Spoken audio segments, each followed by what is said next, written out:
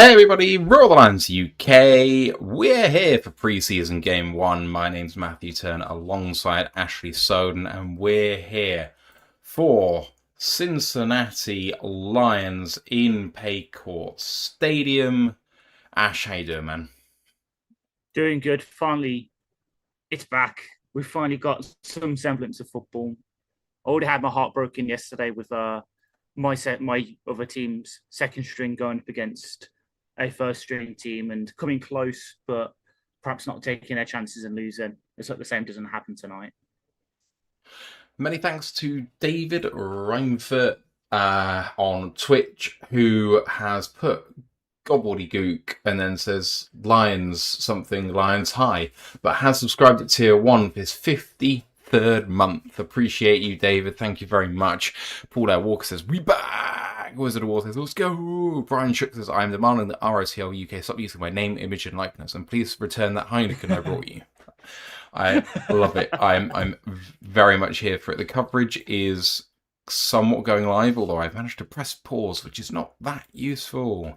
Ash, what do you think's happening with regards to players that are going to be playing today? Because you just put a post in our Discord on it. Yeah, so obviously this is most supposed to fair, but we know, for instance, Blake Miller's going to play. Cushion Mahogany is, but we're not going to see any Penne. We're not going to see any Tate Ratledge. Obviously, no Amon Ra, Mo, Goff, Gibbs, Aiden, Aleem, Tyleek, Jack, potentially Barnes, potentially Wanham, and no DJ Reed, Kirby, and all the injured players. So we're going to see some starters, inverted commas, with Blake Miller obviously in Tesla to get some reps for him. You can argue, depending on sub packages, that if Barnes does play, he'll be a starter. Same with Devin White, same with Rocky Sin, Christian Izian. So we've got a nice mix of second stringers like Miles Frazier, who the poor bastard's probably going to play 90 snaps today because he'll be starting at right guard, according to Jeremy. And then probably after halftime, when Blake Miller takes a seat, he'll probably slide in at right tackle. We've got that nice blend. But at the same time, it's going to be a tough test for them because obviously the Bengals, being the Bengals, are playing some of their starters. We're going to see Joe Burrow, we're going to see Jamar Chase, we're going to see Chase Brown, who we all know I love. So it's going to be a tough test, but I think we've got it, and it's iron sharpening iron, to use the cliche. And most of these players that will be starting, like Tyler Lacey, potentially Hassanin, I could see really stepping up to the plate here. Yeah, this is clearly for the Lions about. There are some starters playing. I think, it would be a lie to suggest that there aren't some starters playing because, Blake Miller is going to be out there. Mm-hmm. Whoever is going to be hopefully starting at left guard is probably going to be out there. I mean, Larry Borum would have been potentially a starter in this team if Blake Miller hadn't been drafted. Sorry. And actually, I think him getting reps at left tackle is going to be a fantastic thing for us to try and prove that he's got some chops there. I think Tesla is, meant to be getting some snaps tonight. He's had a bit of a slow camp. That should be a really good thing for him because he's presumably a starter.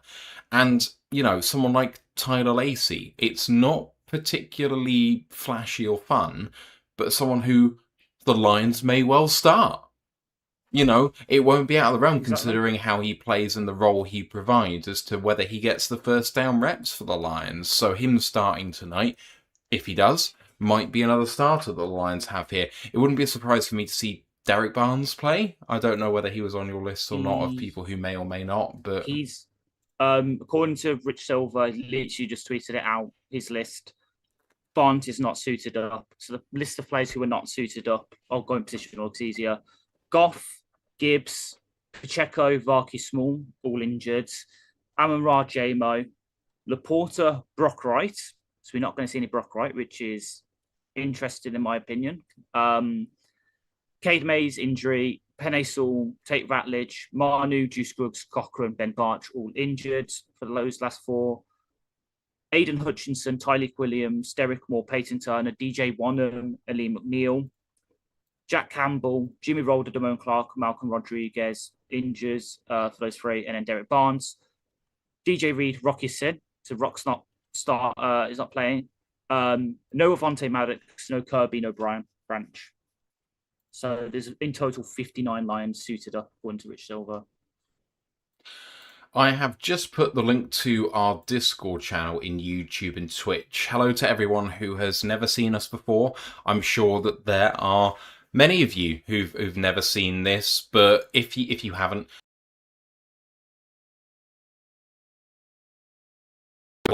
we've been doing this now for just over 6 seasons. This is the start of season 7 for us, which is great. We've got a burgeoning Discord community. You're all very welcome to come and join that. There's about 140 people or so on there. Majority of all Lions fans. It's a really positive community of fans who, are really just kind of lovely to talk to and support each other. And there's no toxic BS in there. So come and join us. It'd be great to see you. And otherwise, if you're watching along with us tonight, it'd be great to have you kind of chip in and, tell us what you think, what your hopes are from this team, what your hopes are from this game. Lots of different bits and pieces in there as we see Altmaier and Josh Dobbs being highlighted on the coverage. Mm-hmm. Ash, do you expect Altmaier to take the majority of stuff here, given how little Dobbs has been able to practice? Yeah, definitely. And I think because Dobbs is the veteran guy anyway, he's been in the system, inverted commas, with our offensive coordinator. I do expect it as, I believe that's Blackshear returning. Is it Blackshear? Yeah, it looks like Blackshear returning the kit. Pretty good return up to about the 29, I think. Yeah, it was. Troy Reader in on that. Meeks, Joe love Barchi. it. Black, Jackson. Quite interesting to see all the, lots of interesting names out there as the Lions start on offense.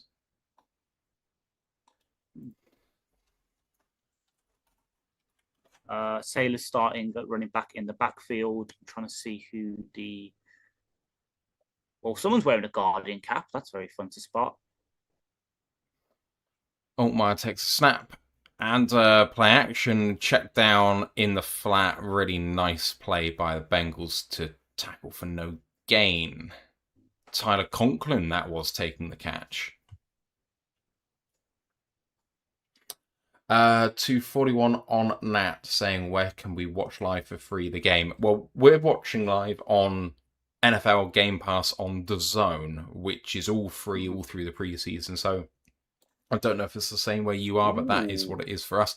Altmaier takes a snap, hand off and a run up the middle. Nice little cut inside for a 1 yard, for an 8 yard game maybe for Jacob Sailors. Trying to punch the ball out because he was laying on top of someone. Good effort, but to no avail. McExperiment says, let's fucking go Lions and ROTL UK 2026. Greetings all. Greetings to you, sir.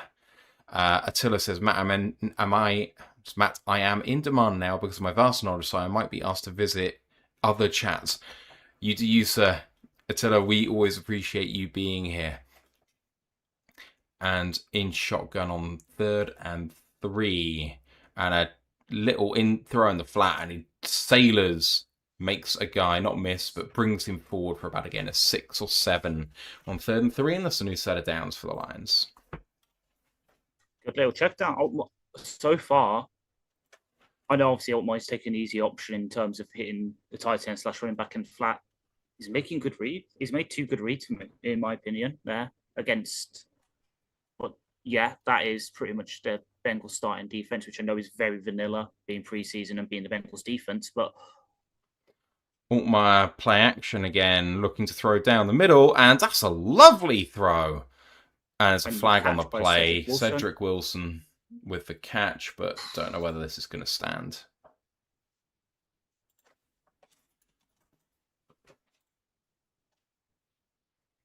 Nice timing by Altmaier on that throw. Offside by the defense, it's going to stand. Oh. Ooh, that's a good catch by Will. I know Wilson's been having a good camp by all reports. I know Jeremy loves him. I enjoyed him when he used to play for wherever. I recognised him first. I can't remember. It was Miami. Good. Always seemed underutilised, underrated. Mm-hmm. All right. Is Cedric Wilson? Oh, no, you idiot. Altmaier, quick. Oh, tipped in the air and intercepted. That was a throw to Isaac Tesla. Mm-hmm. Battle is running it back. That was just... So Altmaier put it slightly behind Tesla, but Tesla should not be trying to tip that into the air. Yeah. That's unfortunate. It was just a quick slant. In fact, Tesla didn't even tip it up in the air. He literally missed it and it hit him in the helmet. Unfortunate. Okay. Great. Tesla should not have that go through the hands. I know that's a quick slant. He's got to react quickly, but it's not like Otmar has a laser arm. Exactly. That's painful. And that brings to an end a really promising drive. Went from R30 to their 35 in the blink of an eye, and then suddenly Bengals ball. I know. And that's painful because we all have, I don't say high hope about expectations for Tesla, but high hopes for him that he can become that Josh Reynolds kind of wide receiver 3. That was too much like Josh Reynolds in the NFC Championship game for my liking there. I didn't see that the Tigers won again today. Yep. Oh yeah. First time in I want to say 10-ish years that teams got a pitch to shutout without getting a single strikeout. The last team to do it before the Tigers was the Tigers. Nice. So the Tigers are now in the playoffs. Believe so. They are in the playoffs. I'm looking at it right now. They have the exact same record as the Texas Rangers, 60 and 61. Oh, that is very satisfying. Okay, so the Tigers are 2.5 games back from the White Sox, and they are going into a White Sox series now. They are going into 3 on the bounce at home in the next 3 days. With a nice rotation, actually. Joe, Melton, and Anderson for those 3 games coming up, all at home. If you win that series without dropping a game, you lead the AL Central. Or, admittedly, I think they would have a game in hand to try and tie it up, but who cares? Oh, he did flick off his hand. I thought he missed it entirely. Yeah. That's really frustrating. He's going to want that back. So your starting defense, according to Nolan, is Tyler Lacey, Chris Smith, Onzurike, Anthony Lucas, Nowaski, Devin White, Joe Bartrey, Whiteside, Rakestraw, Chuck Clark, Thomas Harper. Right, so here we go on defense then, as the Bengals have the ball under center. Take the snap and hand it off run to the left, and a tackle about 3 yards deep, but he carries it for another 1 or 2 and gets 5. It's going to be 2nd down and 5.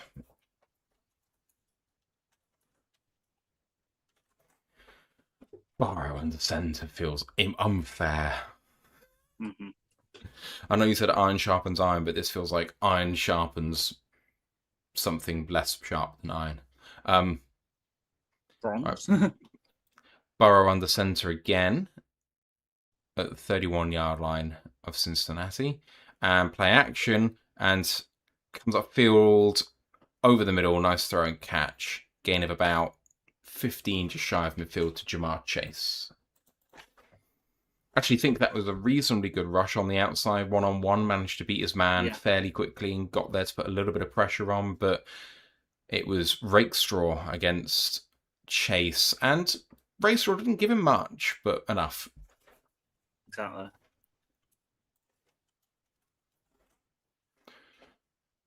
"47-yard line of Cincinnati right now. Burrow under center, changing the play, kills it. Takes a snap, run to the left.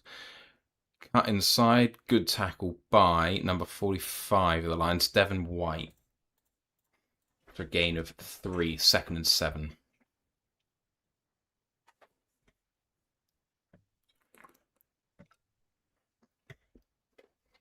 Experiment says, nice that Rakestraw gets to chase to guard. Good experience, I agree. He's going to come up against people like that all season. He needs to, well, get sharper.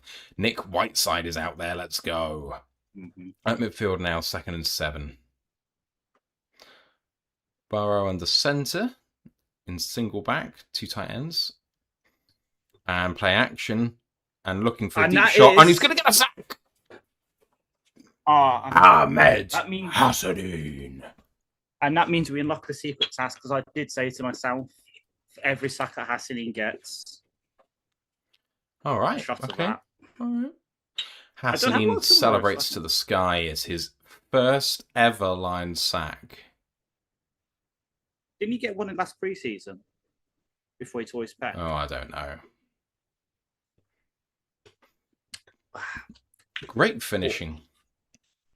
Right, 3rd and 15 now for Joe Burrow. From the 42, quick step back and a dump off to the running back, trying to get a screen out there, and a good tackle by a linebacker there. Hassanin also finished off as Nowaski getting there first. 4th down, punt starting to come out. And he goes and everyone's going, oh, you know, good touch on that. Oh, Hassanin hugging Hutch and everyone celebrating him. Yeah. That's great. I love it.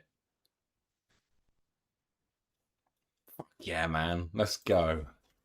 Oh, Dorch is back there for the punt. I didn't think Dorch would be returning punts there. I knew he'd probably be on offense, but Punt, let's see what and it's Dorchmeister can do. good hang time. Caught at the 4. Comes inside, goes down after a gain of about 6. And I tell you what, given that we turn the ball over with an interception, that's a great result for the defense against the first team offense. Well done, Lions defense. What's that? Okay. Terrian signing with the Seahawks.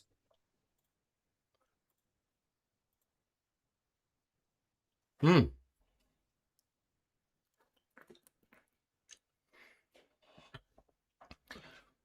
rich get richer.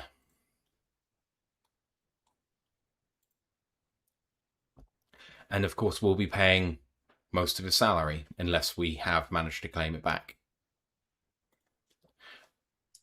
And they have not said a word about that yet, in terms of whether we're trying to claim back his salary or not. I don't think they've mentioned at all. Mm-hmm. I think it's malpractice for anyone to sign him at this point, even if it is just veteran minimum they're paying him for the year.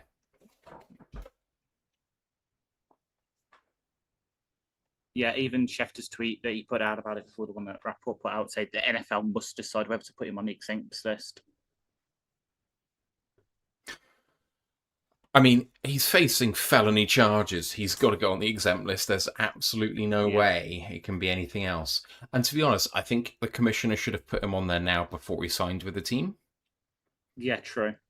I think it puts teams in a bad spot. Yeah. Like, fair enough, you can visit them so then they can kick the tires kind of thing in case the case does fall through and they can sign him. But yeah, signing him now is madness from the Seahawks. I see what they're trying to do. Because I know obviously they lost Reek Woolen in free agency and they need a good outside corner, but that's a swing. That is a swing you're taking. It's either going to hit really well for them or it's going to come back and put egg in my face. I just wonder whether it's actually going to hurt them in any material way, really. I just kind of don't see it not working out because not paying a huge amount. And I don't believe Terrion's a locker room can, so I don't think it hurts in any way to make this signing. If he ends up going away, you know, if he spends any time inside, have the Seahawks lost anything, really? I kind of just don't think so. Frankly, I think the wording of the contract, if I was putting it into place, would probably say, should you spend any jail time, your money's forfeit. Mm-hmm.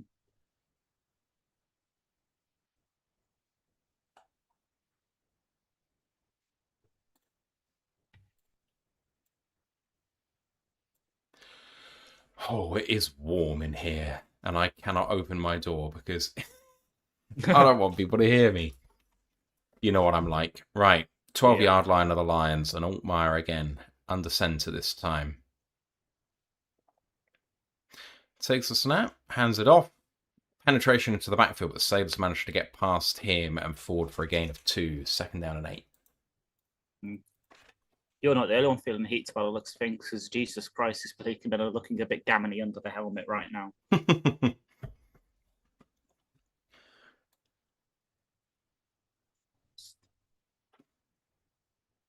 Oh, Tesla's facing press. Right, I'm going to see how he does against that. Outside leverage given. Just quick dump off the sailors. Nice. Oh, for fuck's sake, why is there a flag? There's a screen, and it's in the backfield. That's probably a hold.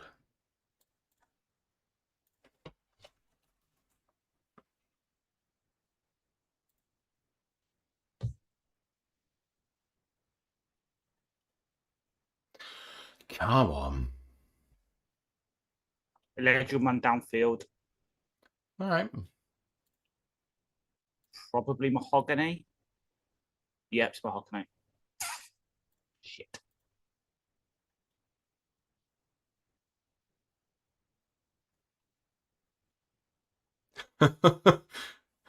Brian Shook said, I wouldn't ask for it back, the money, for Arnold. I've seen what he does to people who take shit from him. Oh, for God's sake. Right, second and Oh. 13 after the 5-yard penalty for ineligible man downfield. Altmaier in shotgun, Batted two-step upright. drop, looking, second read, tipped, and incomplete. Third and 13. Was it sexy? It wasn't sexy. It was.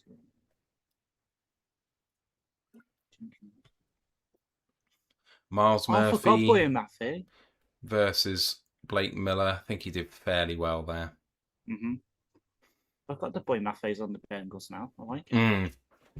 Third and 13, then. Can we get a third down conversion? Altmaier in shotgun, three-step drop, looking for a deep pass, throwing towards Tesla, and just throws it out. Oh, over his head and out of bounds, fourth down. Not the worst attempt I've seen, but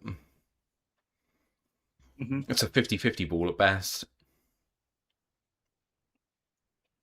Just a kind of go ball that Tesla had no separation on. And yeah, he's bigger than that guy, but it's not ideal. Right, time for the field optimization specialist.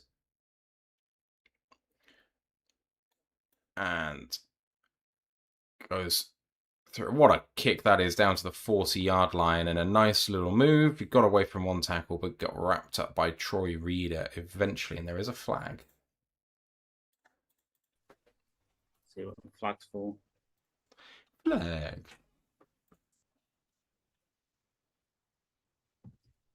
Hopefully this is the last time we see...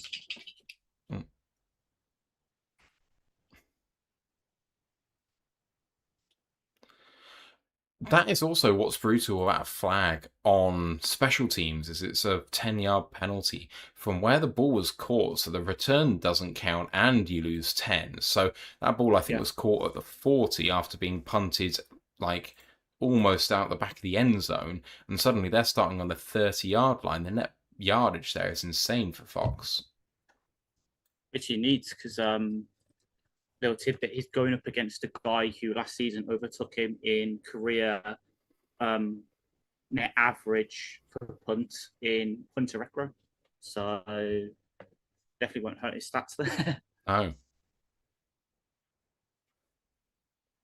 As currently in the other game that's going on, the Stinky Packers are currently 3-0 up against the Steelers. Fair enough. Grandizer is in the building, says hilly ho to you. Mile marker as well, just saying, well, okay, then Hawks, and just waiting for the courts to work their process. Paul Air Walker just saying, look at the smile on his face about Ahmed Hassanin for his sack. Let's see sack number 2, shall we? Yep. Please and thank you.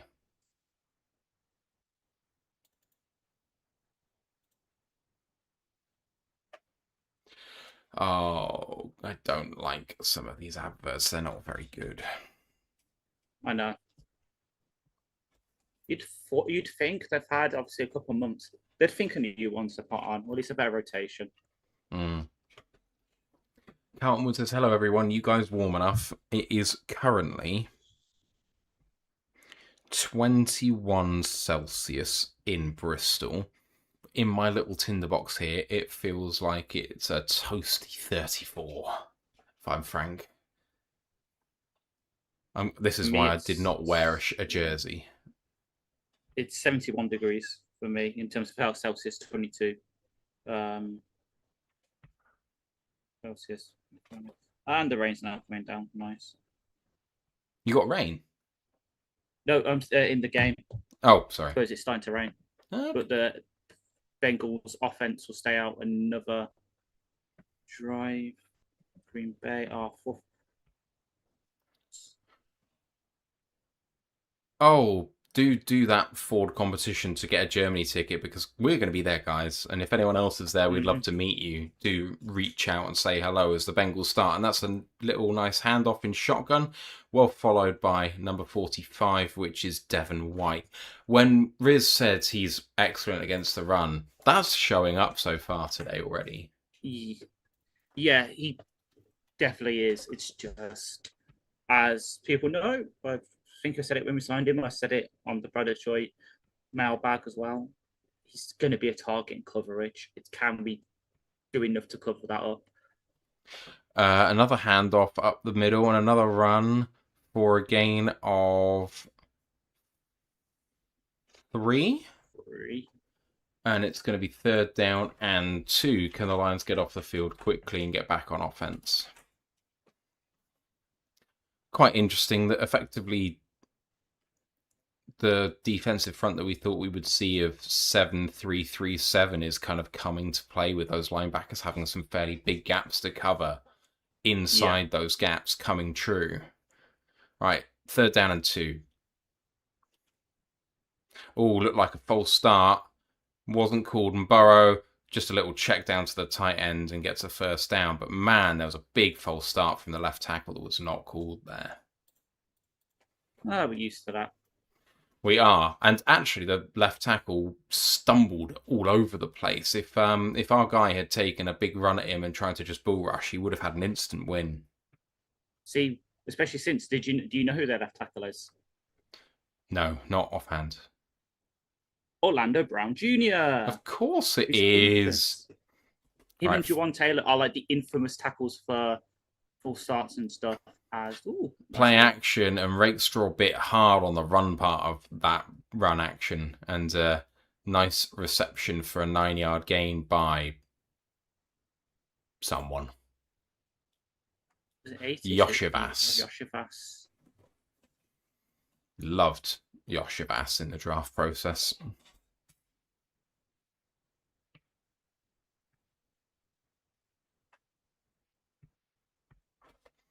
Right, 2nd and 1 after that 9-yard gain for Yoshivas. Almost at midfield. Burrow under centre, tight end in motion, takes a snap. No, here's a handoff. Fooled me then. Nice tackle by Nowaski, who's been in and amongst it so far. 1st down.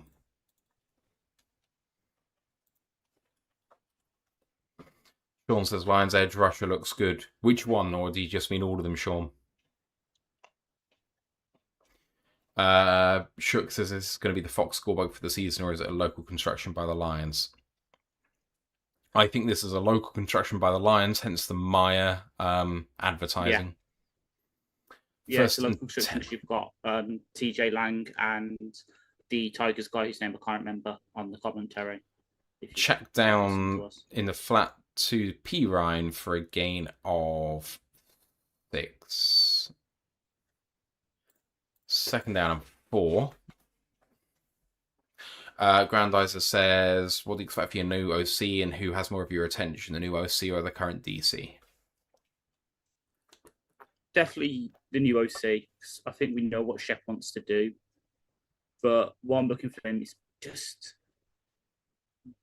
Obviously, last year wasn't bad by the stats, but just not what last year was in terms of the obvious runs, not much creativity, etc., etc. But what a tackle by Trevor Nowaski in run defense, coming downhill ferociously and stopping the run for no gain. 3rd down and 3. Huge hit. Mm-hmm. He's like... It was Chase Brown, that was. Got hit. Yeah. Tell you what, he's popped tonight so far, Nowaski. Yeah. He's like, I know he's going to strike a chord with you because I know you obviously loved him. he's kind of like Jackson. Oh, very nice. Oh, almost Um, sacked. Managed to get the play off, but thrown incomplete. Burrow gets hit and goes down. He gets up okay. It's 4th down and 4, and the Bengals offense is coming off the field. We might be in fringe field goal range here. So that's Eric O'Neill there, who the UDFA, who I know Ant definitely loves because he's the guy that's produced at all 3 levels that he's played at in college. Yeah, Rutgers was the most recent one, wasn't it? Yeah. Man, that speed rush around the outside, the dip and the acceleration was great. Evan McPherson now for a 56-yard attempt. Do not give up a flag here, and the kick is away and down the middle, and it is good. Excellent kick, and it is 3-0 Bengals.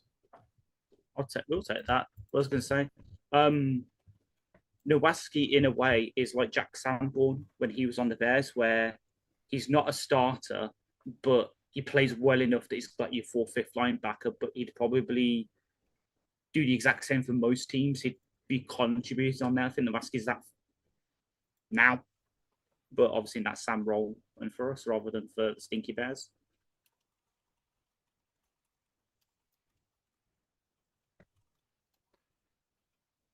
Brian Shook is congratulating me on my Maya pronunciation. And of course, given that we're Europeans, we should be able to pronounce a German, Austrian-looking word name. But I am confused as to how people are going to mispronounce that. And my only thought is that people might call it Major. Major, yeah. It is Dutch. Dutch, okay, yeah. I mean, yeah, it's in that realm, you know. It's in that sort of. I was, you know, I'm looking to look it up. Yeah, it was founded by an immigrant from the Netherlands in 1934. It is a traditional surname meaning either a bailiff, steward, or farmer. 1934 being the Lions' formative year in Detroit. That's good. Fun times. Mm-hmm. Or is that 33? It was around when the Lions moved to Detroit then. That was formed. I'll say around. Oh. It's a cognate of the German surname Meyer, as in, obviously, the most famous one probably being, unfortunately, Stephanie Meyer, the author of the Twilight series. Urban Meyer? Yeah, true. Also very bad for women as well. Or Maximilian Meyer? Banger! Oh! FIFA 14 days with him and Julian Draxley, and the way you went like that, I thought it was like a basketball game where I just hit a long 3, and you're like, you have, you've struck that. Oh yes, that's. Yeah, as I say, flashbacks to FIFA 14 with him and Draxler and Schalke. Oh yes, and oh god, Stegen was there as well. I think he was in that around that team. Oh yeah. I love it when I can demonstrate my Football Manager-based knowledge.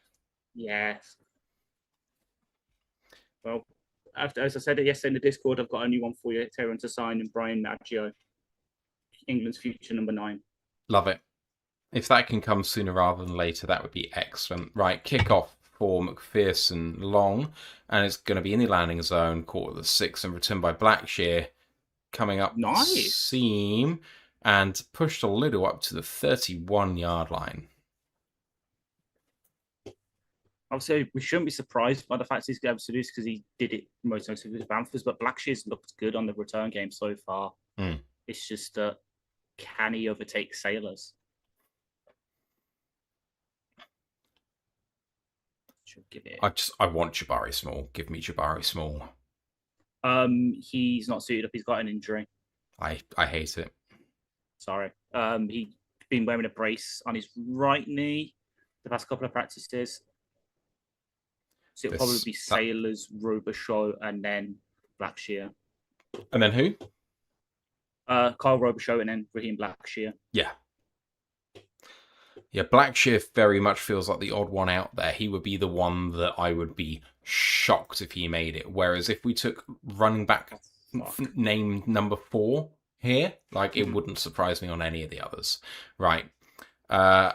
Altmaier play action, looking for a throw down the middle, tucks it and then chucks it down for the running back, who Sailors managed to get a first down. Nice move. He kind of taunts the sideline a little bit. That seemed unwise. Well done by Altmaier getting through his reads there.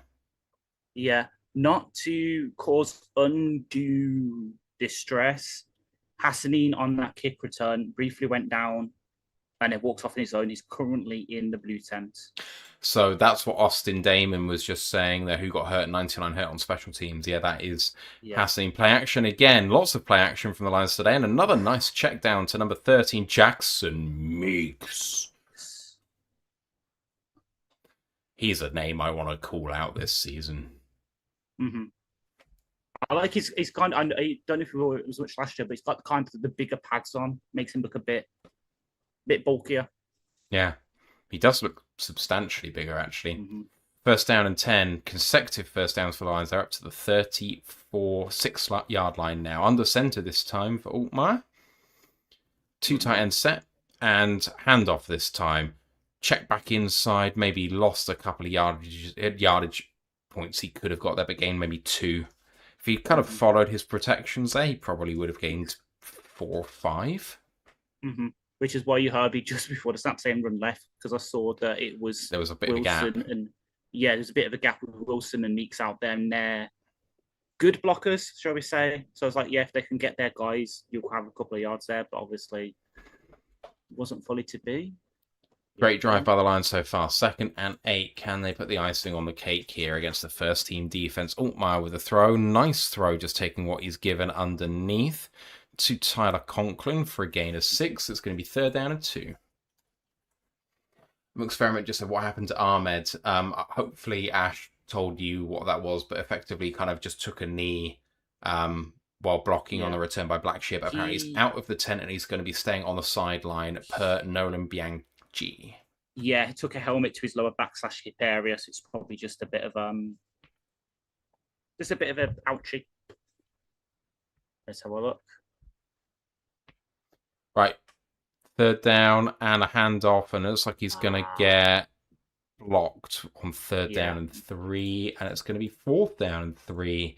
I hope we give Fox a chance from here around the 30-yard line, but it's the Lions, so maybe we'll just go for it, and we are going for it. Fox is on their 30. Surely projects Bates, unless you want to give Jack Fox more field goal practice. I do. Oh yeah. This is what I'm all about, right? The Lions going for it on 4th down on the 30-yard line. Just under a minute to go in this first quarter. 3-0 ball game. Altmaier in shotgun. Looks like the Bengals are bringing pressure, but they bail out of it, only bringing 4. Nice throw on a slant, but incomplete. And that is to Isaac Teslar. He is not having a good start to his preseason. Lions turnover on downs. I tell you what, though, Lions defense on 2 drives has given up 3 points against the first team offense. I got some faith here. I tell you what, the offense has not been doing badly. Exactly, yeah, it's just little mistakes. Notable there, though, is that on 3rd down, it was Kyle Robichaux in at running back rather than Jacob Sailors. Yeah. Tesla, though, come on. Yeah, Tesla needs to stew for a little bit. Experiments is nice to have Conklin as our 3rd tight end. I agree. He's had a good first quarter so far. Right. In shotgun, Burrow. Quick throw on the outside. That is not Burrow. And what a defensive play that is by Ennis Rakestraw. It's Joe Flacco now in at quarterback for the Bengals. But that was a good throw on his man. Caught with the hands, and Ennis saw the catch, went straight for the punch, and dislodged it. 2nd down and 10. Let's have a look at this again. Kind of held a little bit, and actually, Rakestraw wasn't the one who knocked it out, but him being competitive at the catch point is the thing which made him drop it. I'm still giving him some credit for that. Right, 2nd down and 10. Flacco, drops the snap. Bobble snap. And in the end, that is going to be a sack. For Devin White, I think. Who fell on it? No, the running back fell. No, it was Flacco, so it's going to be a sack. They're just counting it as a TFL touchdown. It's a just touching him down on a fumble recovery for a loss The of. 3rd and 16, they can just take the end of the quarter here, but the Bengals look like they're going to take a snap. No, they don't. Right. End of quarter number 1. Bengals lead it 3-0. I think overwhelmingly for me, it has been a really positive experience on both sides of the ball for the Lions. 2 snaps you'd love to have back, both thrown to Isaac Tesla. One was hitting him in the helmet and went up for an interception. The other one on 4th down was on him. It was competitive on a quick slant. Again, maybe he should have had it, maybe he shouldn't. But you know what? Not going to crucify Tesla for that. Both quick slants need to do a little bit better, but don't worry about it too much. For the rest of the time, offense has been moving the ball, I think, very effectively through the 1st and 3rd drive. Second one, when they were backed up, was not fantastic, but it is what it is. 2 out of 3 drives, you've got to be happy with that. And on defense, held them to very, very little. Flacco was 5 of 6 for 39. Chase Brown 5 for 16. P. Ryan 1 for 7. Chase 1 of 1 for 16. P. Ryan 2 of 2 for 12. Yoshvas 1 of 1 for 9. Really very little to write home about there. Whereas the Lions have looked more effective, frankly. Altmaier 6 of 10 for 69 and a pick, but the pick is definitely not on him. Running wise, Sailors 3 for 11. Robichaux 1 for none. But then receiving wise, Sailors 2 of 2 for 24. Wilson 1 of 1 for 23. Meeks 1 of 1 for 17. Tackling wise, Rakestraw has 4. Nowaski has a TFL. Hassanin has a sack. Bengals don't have anything like that. Oren Burks has 4 tackles, no sacks, no TFLs, but Jordan Battle got the interception for them. McPherson got the long field goal, which is why we're 3-0. Ash, your thoughts on the first quarter?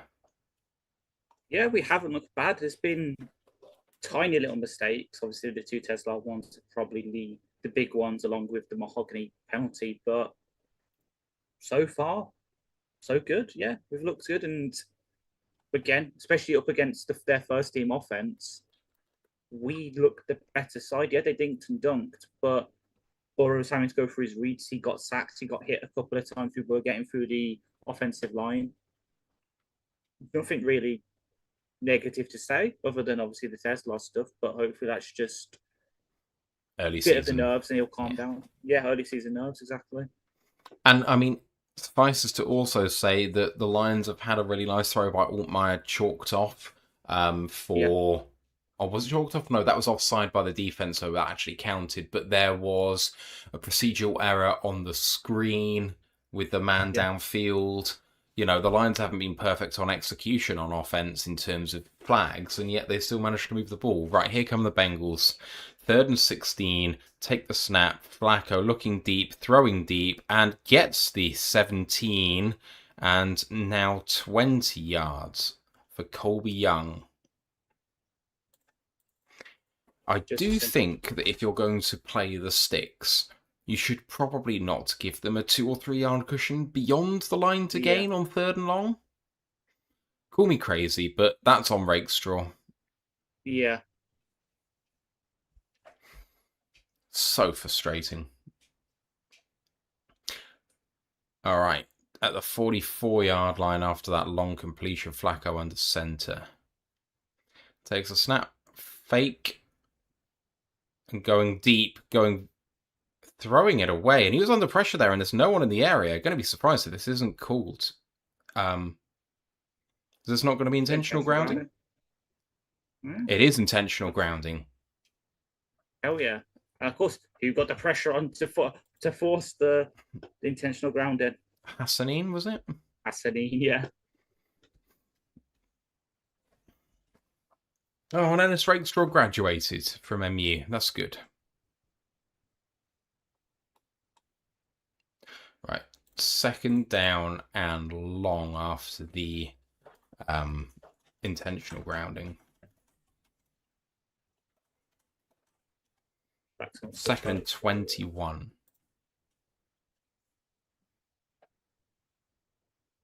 What's going on here? Whistle dead. Respotting the ball? Yeah, looks like it. Right, Flacco, 2-step drop from shotgun, throws in on timing timing throw, nice catch by Yoshivas. Gain of about 12 to make it 3rd and 9. Rakestraw again, the guy that they're picking on. Gives him the outside leverage and doesn't go out with it out. Yeah, it's a outside leverage, a 10 and out, and just a nice break, and Rakestraw doesn't quite trigger on it. Right, 3rd and 9 at the 45. Takes a snap in shotgun, again a 2-step drop, looking for a Colby Young throw, and he gains 8.5. He is short by a yard, but they should go for this. 4th and 1. So, yeah, that's.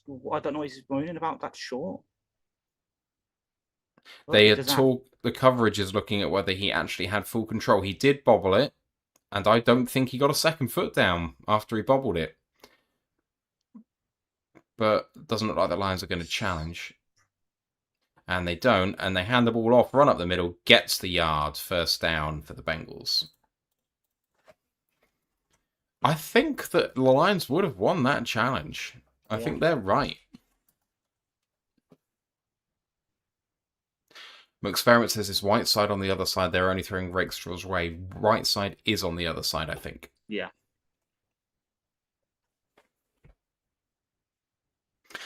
I mean, this is great experience for Rakestraw. I'm going to take the positives from this for him, but they are picking on him a bit. Mm-hmm. Right, handoff from shotgun, run up the middle, and like a bowling ball, getting 4 yards. 2nd down and 6.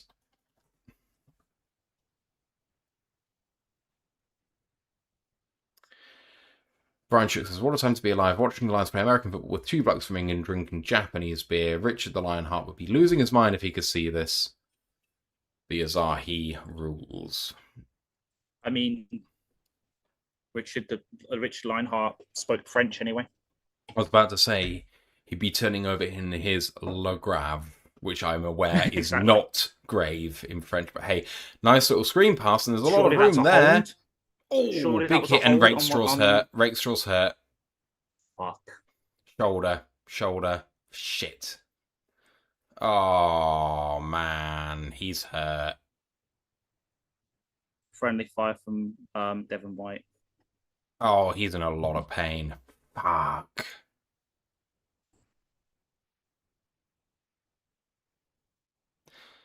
The way he's moving his shoulders.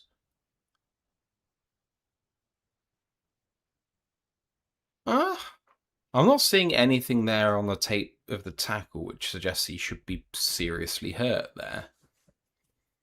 Didn't look like he went down awkwardly, little bit of contact to the shoulder, put himself in a reasonably good position, reasonable technique.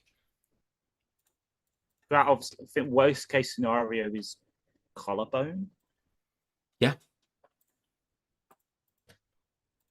The old Quintus Cephas injury. Yeah. That's a name I've not heard in a while. I wonder if he's in the UFL now.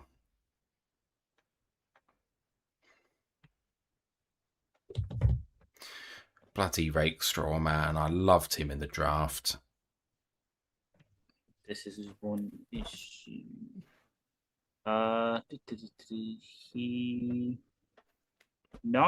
He was last seen on the practice squad of the Texans last year.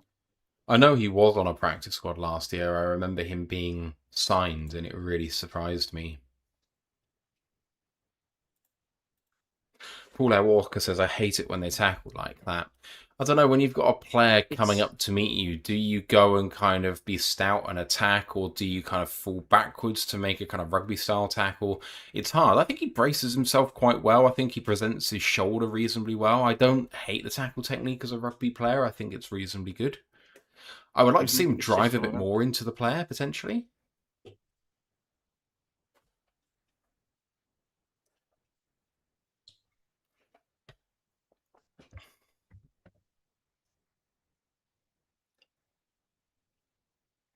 I mean, if it's going to cheer anyone up, I'll wait for stuff to come back. Both the other games currently on are also 3-0. It is 10 to midnight here.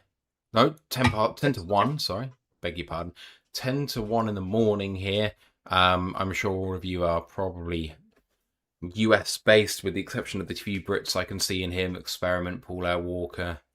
It is unnecessarily late for a Yeah. preseason game, but hey, there we go. So for me, as you can kind of see in the tape there, as he's making tackle, he goes down and he does kind of land a bit awkwardly where his shoulder does jolt a bit as his elbow goes down. So it might just be, as I said, yeah, like collarbone, basically joint related. Run downhill on the handoff. They're testing his shoulders out on the sideline. Doesn't look like he's too bad, if I'm honest. 2nd down and 3 here. The run up the middle. I wonder who that is now playing out there instead of him. Number 12. 12 is Tariq Black. Thomas No. Harper. So that's Thomas Harper secondary. It's 21. It's Roger McCreary. Ooh, okay. 2nd down and 3 and a. Oh, he's pulled it and then tries to. Oh, they're glad. I think that they're going to be very, very glad that that was an incomplete pass. Otherwise, he would have lost about 7 yards. 3rd down and 3 coming up. Come on. I swear I saw 21 on the field side. When Flacco throws in rhythm, it's a beautiful thing. When he does a 2-step drop and rips it for him, it looks so good. You can see why he was a starter for a long time. You can see why he was a Pro Bowler last year. Yeah, it's Recurry. You can see him there. It's on the stack closest to us. Oh, how fumble! Get it! And it is recovered by the Lions. And still going, and now down. All right, Keith Abney. Keith Abney? IG. Welcome to the NFL, rookie. And Jesus Christ, you look tiny. It's the most botched play I've ever seen. A bumbling snap picked up by the running back, then fumbled forward on a scramble play. He would have had the 1st down on 3rd down as well and just muffed it. What a weird play. 3-0 Bengals in a game which can only be described as preseason. Yeah. Wait, preseason. Yikes, that was hilarious. But hey, we will take it. Right, another chance for Altmaier to put a good offensive drive on the board. I'm slightly sad that the first team for offense for the Bengals is out, because I think the defense looked pretty good. That's not the only turnover that's just happened in the preseason. Colts quarterback Anthony Richardson throws an interception to Patriots cornerback Kindle Fildor on his first possession of the preseason. Beautiful. Yeah, I have to hold my hands up and say I was just wrong about Anthony Richardson. Same. I was on the same train as you. It wasn't a thing. It wasn't ever a thing. And I was wrong about JJ McCarthy as well. I think the biggest thing about JJ McCarthy that no one was really to know unless you were in the room with him is that clearly he doesn't have the mentality. Yeah. Like, you have to be in the interviews for that guy, but if you find out that he's a bit of an egomaniac who doesn't want to take coach's direction, feels like he knows better than Kevin McConnell on certain routes and play concepts and stuff like that, maybe you avoid that guy. Exactly, yeah. Like, it's... obviously, I stand by my draft now taking that. I'm just glad my Tyler shook one, because I really liked him in that draft class. I'm glad that's kind of come to fruition as well, as we'll see week 1, hopefully. Yeah, I've never been good at scouting non-elite quarterbacks in the draft. Like, it's pretty easy for a good quarterback to go, I think they're going to be good. I think the real skill in quarterbacks is predicting the ones outside of the first round and whether they're going to be any good or not. And so far, I mean, even the ones who are taken too high in the first round, because, like, Richardson was taken way too high, McCarthy clearly taken way too high. Penix, etc. I never saw Penix anyway. It's the injuries. Like, Penix, He did show some stuff, but it was just the injuries and the fact he's a lefty as well.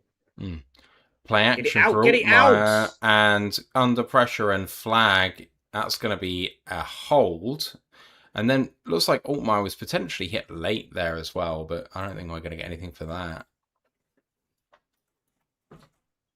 There's the I know it's not fully on him because obviously the offensive line did break down, but there's the UDFA of Altmaier coming out there where he should have just threw it away to live another down potentially.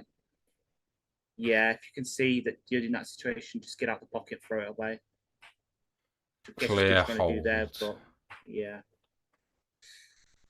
By 71, was it? That'd be Miles Frazier. 1st and 18, now at the 7-yard line. 16, sorry. Takes a snap and the snap handoff was botched. Just threw it into his hands, and it looks like the Bengals have it. The rain's really affecting stuff. The Bengals do have it. See the handoff from Altmaier. He just lost the ball before the handoff. And that's recovered by Cassius Howe. Yeah, just... Jesus. And John Jenkins was the one who got on that. Rakestraw heading to the locker room with the trainer. That's a shame. 1st and goal from the... Hard to tell. 8? No. Yes, 7. 7. Okay, so Bengals in firing range. Red zone for the first time for them. Under center and a handoff run up the middle. Brooks, gain of 3 down to the 4. 2nd down and goal from there. Experiment says JJ McCarthy didn't come across that way at all while at U of M. He was the ultimate leader and team guy and would do Zen yoga stuff at the end zone to calm himself.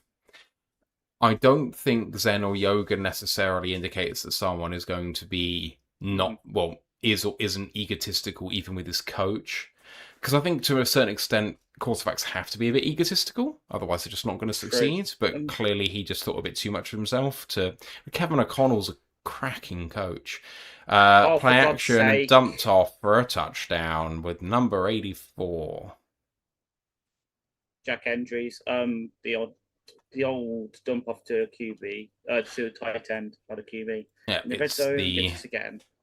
it's the thing that we can't. Yeah, we cannot defend it. That was on number 42, Amaris Brown. Mm-hmm. To go back to McCarthy as well, and the thing is, I think he would listen to his coaches at Michigan for the most part, because without going too deep into it, it kind of does help when one of the coaches knows what the defense is calling and can signal it from the sideline.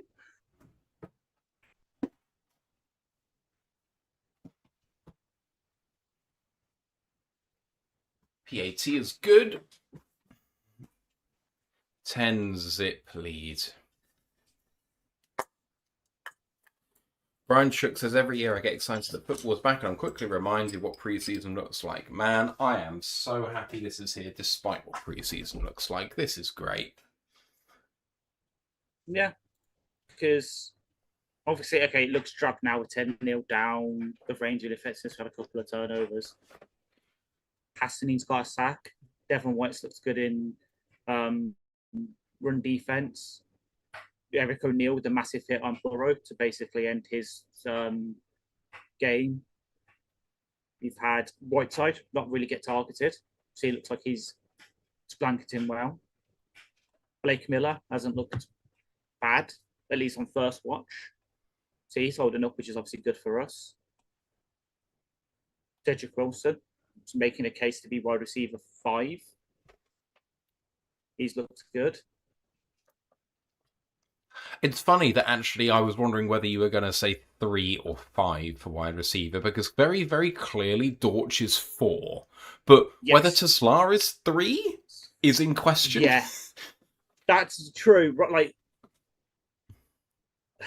But what? I'm giving him.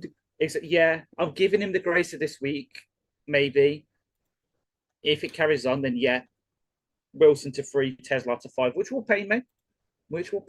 But we are a meritocracy.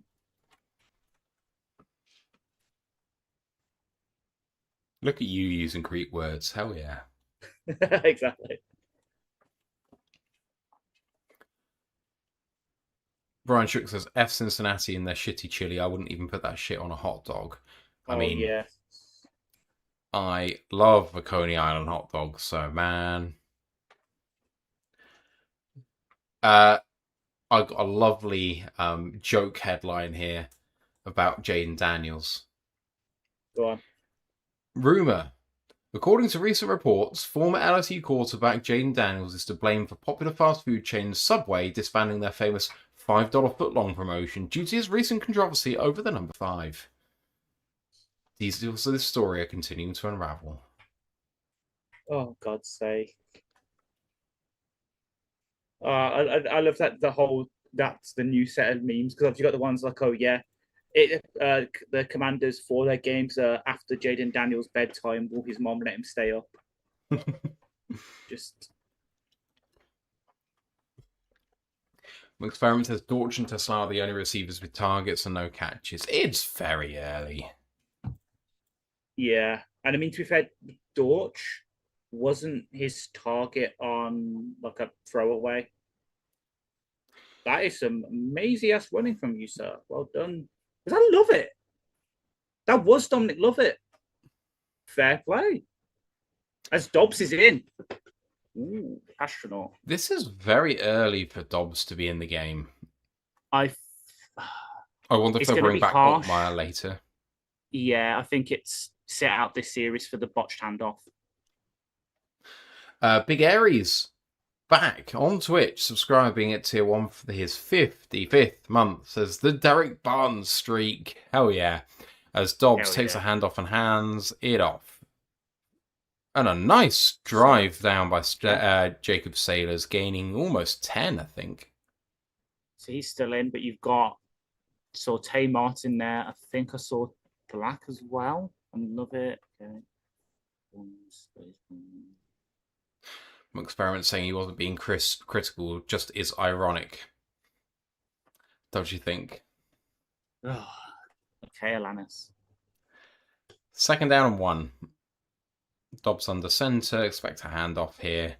And it is a handoff running slightly to the right and gains himself 2, maybe 3 first down lines. It's like rain.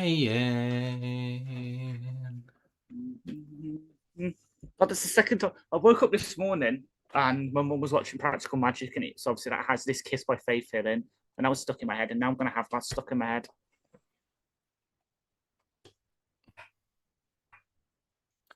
Up to the 39-yard line. Dobbs under centre, 11 personnel. Matched with nickel. Dobbs takes a handoff, play action this time. Nice pass protection rep and a wobbly throw and almost caught. By Thomas Gordon. Almost triple coverage for that throw and almost hauled in. It was a good throw though. Like get into triple coverage and that, but that was on the line. That was I like it. Was Robershaw's in again? 2nd down and 10 now. And yes, Grandizer, it is swelteringly hot. Blitz. Good dump off. Nice. Love it with the catch and falling forward for a gain of 14. 1st down and 10. Chains move up to the 46-yard line of the Bengals. Nice drive here to start for Josh Dobbs.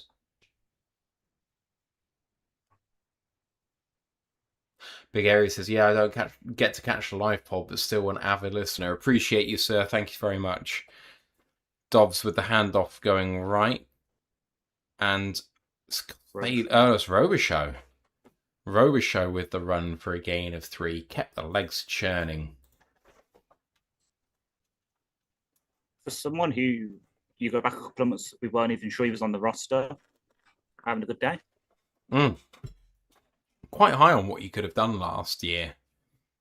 Didn't really end up happening for him. I think he got injured in the end, didn't he? He Quite did, early yeah. on. So he was on our IR all season. That's why we didn't know if he was here or not. 2nd and 6 from the 42.5-yard line. Dobbs in shotgun in 11 personnel again. 2-step drop looking. Second read. Trying to escape upfield now. Oh, hell yeah. Pursued from the backside. Gets upfield and manages to get the first down. Nice scramble by Josh Dobbs. Gain of 10. Kennedy sighting. Kennedy sighting.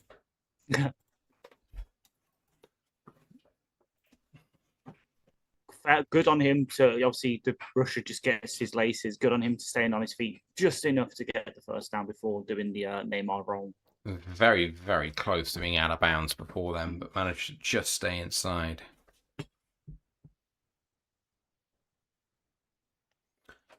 All right, hand off up the middle. It's a nice cut by Sailors. Gets through one. Now up against number 42. Gets himself 13 yards. There is a flag. This is coming back. Yeah, it's probably a hold. Don't be afraid. Number 72?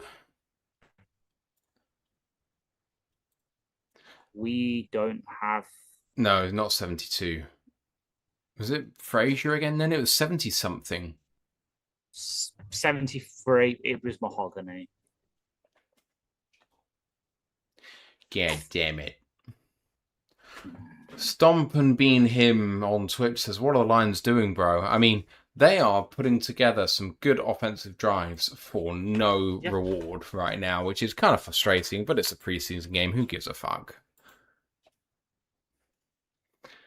43-yard line, just under 6 minutes ago. Dobbs with a quick drop and nothing for him to throw at. Apparently gets rid of it now, and there's another flag. And slide down by Lovett after a catch, and it's a reasonable gain. And it's a flag on the Bengals. Illegal contact? Or offside?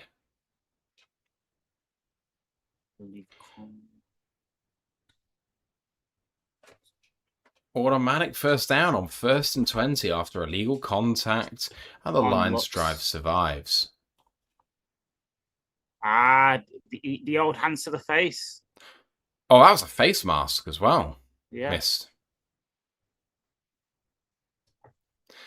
Oh, our old friend hands to the face. How we missed ye. Ball at the 38-yard line of the Bengals now. 5:38 to go and counting down. It's been a really good day for Jacob Sailors so far. He's on the sideline. Robichaux is in at the moment, I think. Many tight ends in the game. Handed off to Robichaux after only a gain of 1. And Mahogany, he's all right. I was worried about that for a second, but he's okay. Kind of running behind the line and kind of fell into the line.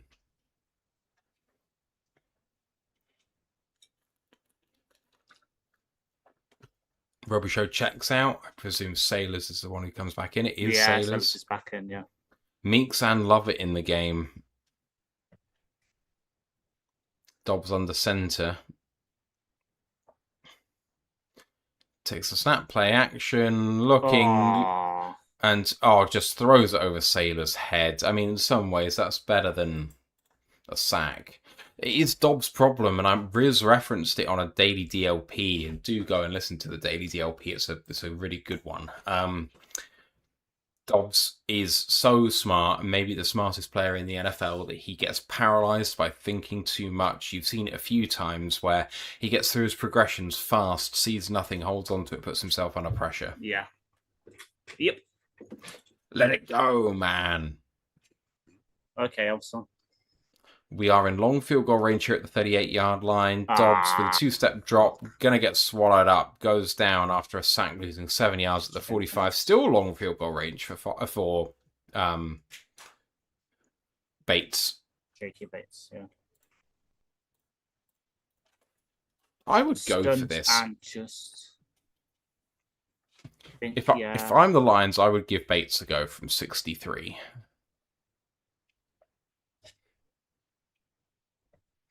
If he's been hitting from almost 70 in camp, give him these long tries. It's Jack Fox, which is in. Yeah. Very annoying. Lawrence Strickland in at personal protector.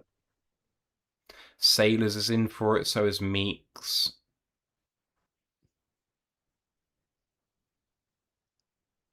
Fair catch taken at the 5.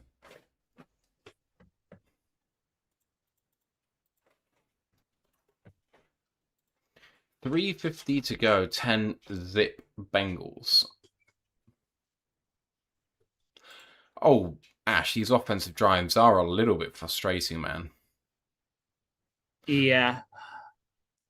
It's so we're doing so good in that last one.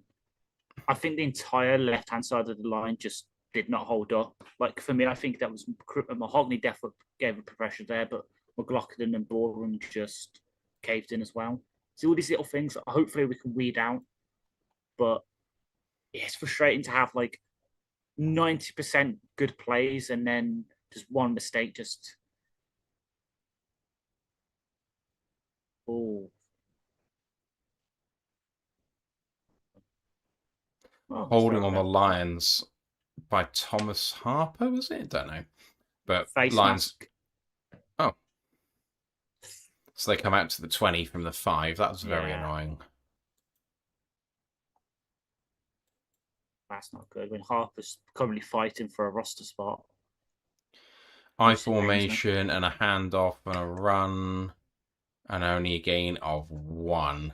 Second and good 9. tackle. Good tackle by Eric Hunter. Hunter. But it's just really called up against the run.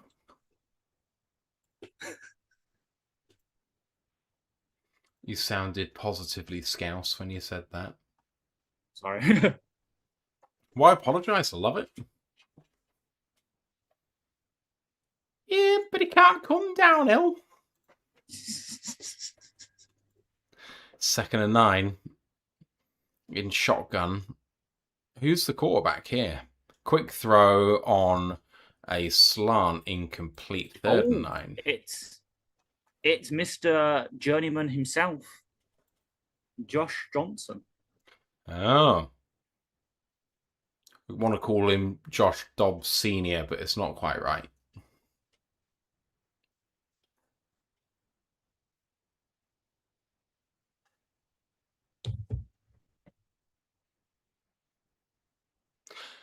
Okay, third and 9. Lions look like they're bringing pressure here.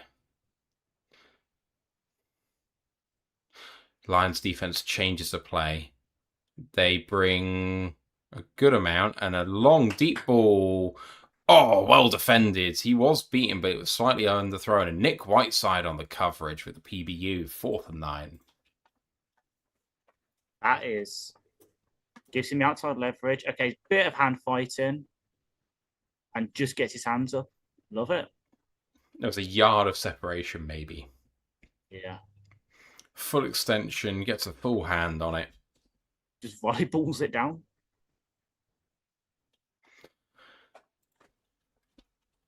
Right, punt. Ooh, on the hop and take a nice sidestep by number 19. Love it. Love it. First down and 10 then for the Lions. 2:50 to go in this half. Can we stop the scorelessness?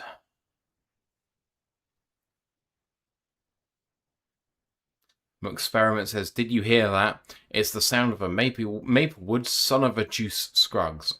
Chicago beer opening up. Okay.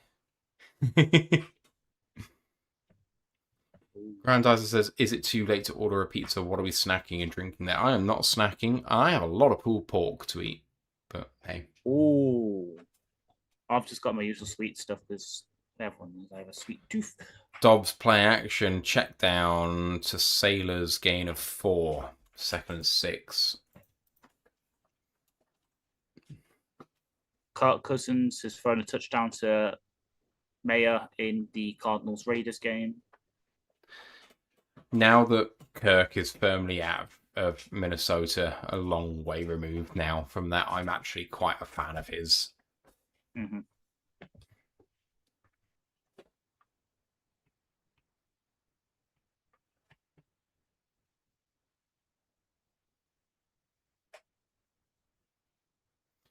Oh, I missed what happened there. I was looking at my phone, but Sailor's like he got hit at the line.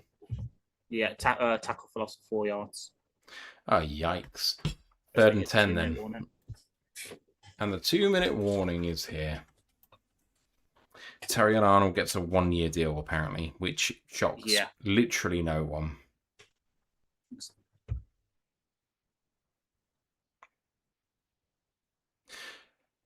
Your stat about the Tigers and about pitching a shutout without the strikeout.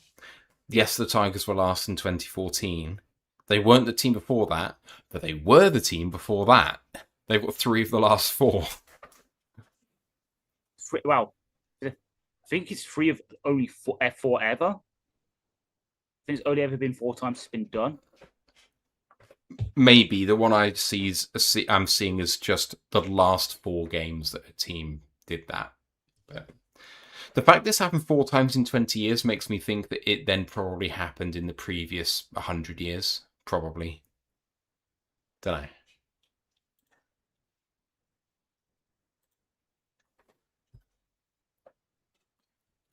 Okay, I stand corrected. It is the 9th strikeoutless team shutout in the wildcard era, according to Baseball Reference. Big Airy says, good night. Do the Bengals have the deepest quarterback room of the preseason? Burrow and then Flacco, Josh Johnson, and Sean Clifford. Well, I'm going to say Sean Clifford's a net negative, but yeah, the other 3, sure. I quite like Josh Johnson. I would say Josh Johnson former line, but it's Josh Johnson former everything. He is the... Well, can you say the new Ryan Fitzpatrick because he was around at the same time as Ryan Fitzpatrick? I love Ryan Fitzpatrick. Every time he's referenced, it warms my heart. The fact that we get him almost every Super Bowl on Sky it makes going out for the Super Bowl and having to be subjected to the Sky NFL coverage better. Yes. The Sky NFL Super Bowl coverage is significantly better than the Sky NFL coverage. It should be, but it's significantly so. Agreed. Experiment says, how do we think Blake Miller's been holding up? I haven't been paying much attention.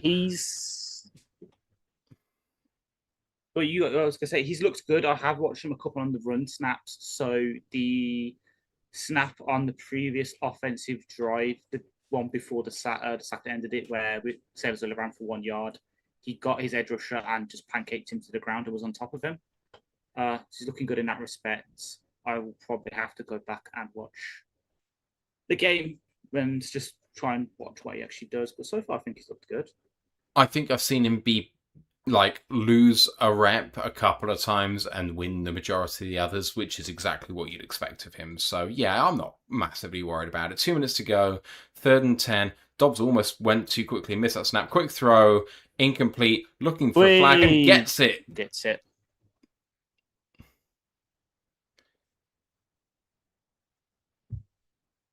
Pass interference by the defense. By Jones.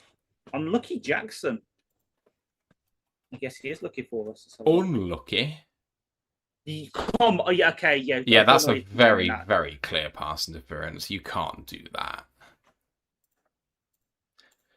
1:56 to go, 1st down and 10. Carlton Wood says Blake Miller has done okay, better than Larry Boreham. And Grandize asking whether Fitzpatrick ever played for the Lions. I don't think he did.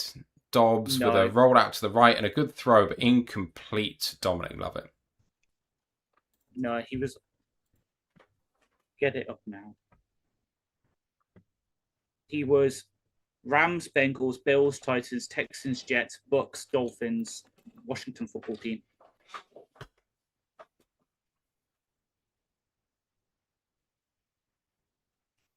Right, just over midfield, 49-yard line, 2nd and 10, 1:51 to go.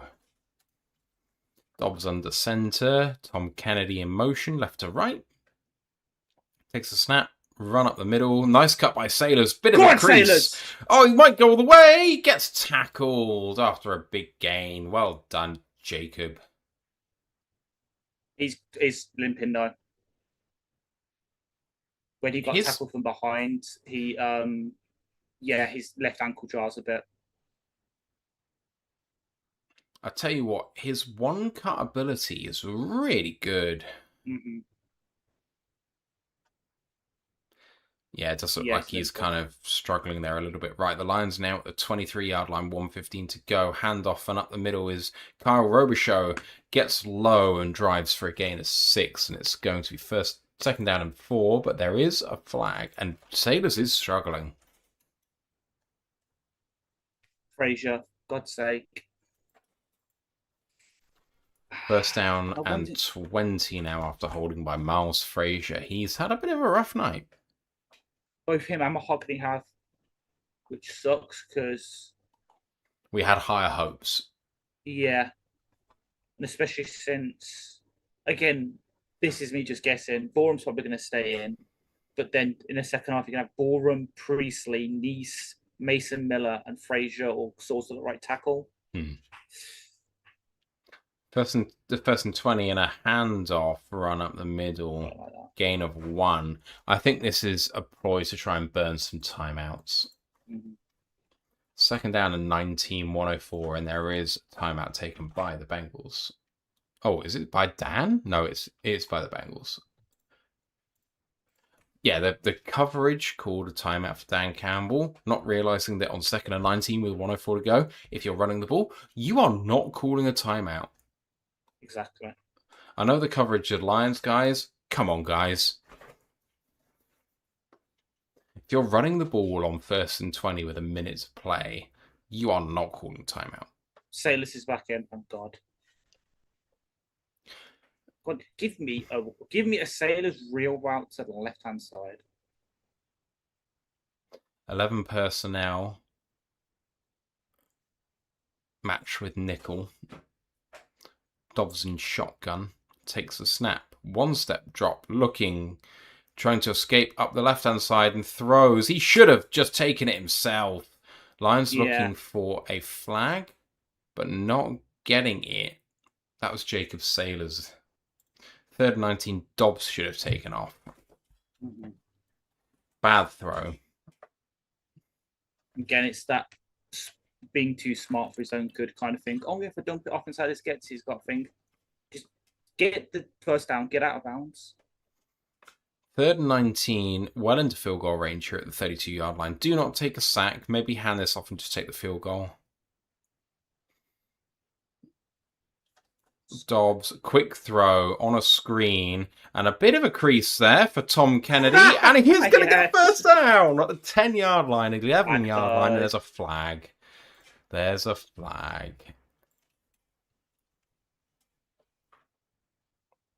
It's on us. Miles fucking Frazier, and now you are on the fringe of field goal range. Yeah, 36-yard line again. Yeah, that's a clear hold. God's sake, Frazier. What a play the Lions drew up there. Mm-hmm.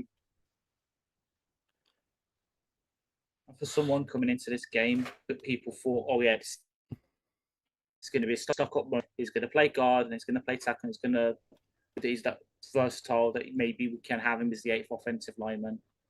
Not if he's committing penalties like this. 36. Priestley, who's going to be playing. 36-yard line, can't take a sack here. Dobbs with a quick throw. Trying to get outside. Does get some of the yardage back down at the 28-yard line. It's 4th down. Dobbs comes off. Field goal unit on. And a timeout taken by the Bengals. That's a good drive by Dobbs. Sorry? Yeah. That was Billy Cunningham with the reception now. Ooh. I've heard he's had a very good camp. Mm-hmm. And his Frazier talking to Dan. Get your fucking ass in gear. Exactly. Grandizer says, I forgot to ask you, lads, if the Lions are looking for another quarterback, the Finns cut Shrine Bowl MVP Mark Granowski, quarterback from Iowa, the hero of Maxia. Sadly, he's struggled in camp. Yeah, I think we're happy with Dobbs. If we're looking for anything now, Field goal try for Bates from 46. Snap was not great. Hold was good, and it is good. Flag.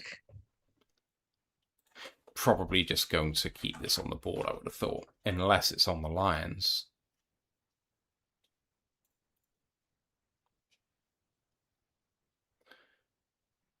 Who's it on? Who's it on? Normally on the defense here.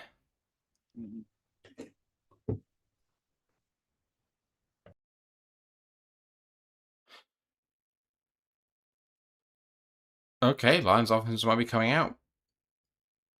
Oh, no.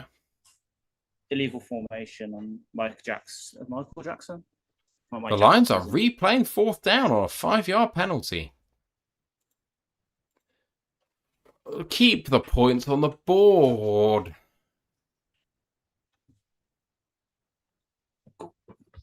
4th and 11, and the offense come out.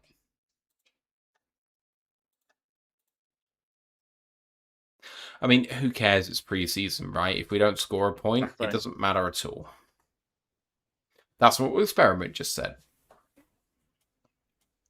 Carlton Wood says, what college did Fitzpatrick go to and what Lion attended that college for 3 years before last season at Notre Dame? Well, I know that Fitzpatrick went to Harvard.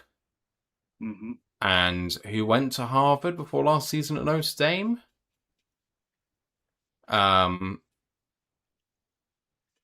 Yeah, I do know the answer to that question. Oh, of course, yeah.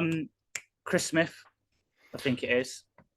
Well, that wouldn't be last season at Notre Dame. He's been with us for 2 years, but I know that so Christmas was the name I had in mind, but it was like maybe it's the wording, Carlton, that's screwed me up there. No, it's not Chris Smith because he was at Arkansas.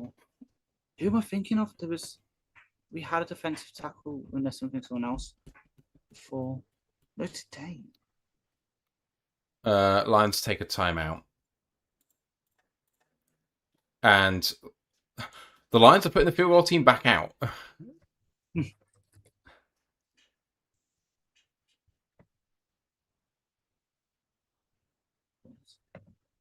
Last season at Notre Dame. 41 now for Bates. Carlton Wood says his last season at Notre Dame. I remember this being a thing. Snap, not great again. Hold good. Points on the board for the Lions. I've got Bengals and Lions the wrong way round. I don't care. Yeah, Carlton says yes, Chris Smith. That's correct.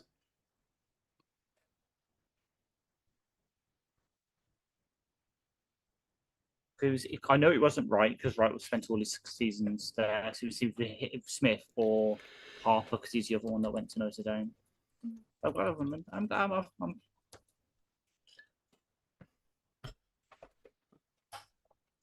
Harper was Oklahoma State, of course he was. It's the fact about we signed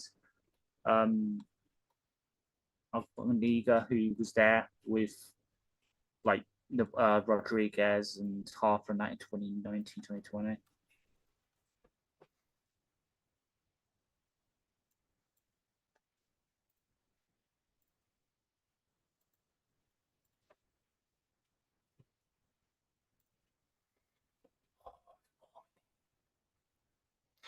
Kickoff away, received at the 5, returned up to the 20, 25, 30. There's room! There's room! Hell yeah, Bates. Bates for the cracking tackle as he goes over midfield. 27 seconds to go. Chance for the Bengals here to put some more points on the board. Great return by number 12.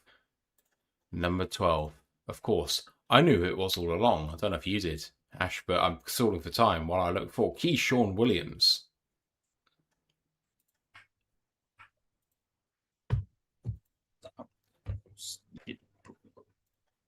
What? What?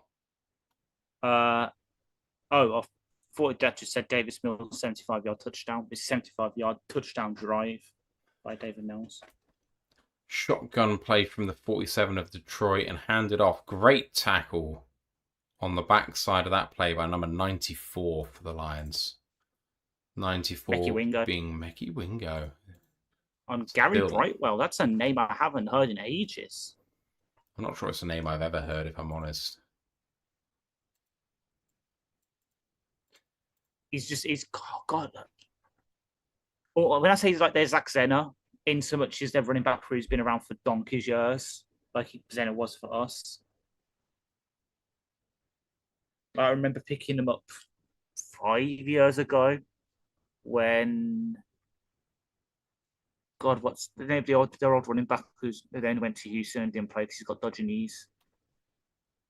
When Mixon got injured at the end of one of the seasons like 5 years ago, picked up Brightwell for 1 week and he got like 12 points, mostly through receptions. 45-yard line, play action by Johnson. Gonna get sacked? No, throws it away and incomplete. 3rd and 8, 16 yards to go. Should have been sacked. And the person who should have got the sack is your guy, number 50, Skylar Gill Howard. Number 61 with a great bull rush as well. 61. Anthony Lucas. Yes. I might have to call him Anthony Clucas. Is Mecky Wingo now injured? Yeah. Are you aware of Clocus? Have you seen the Clocus stuff on TikTok?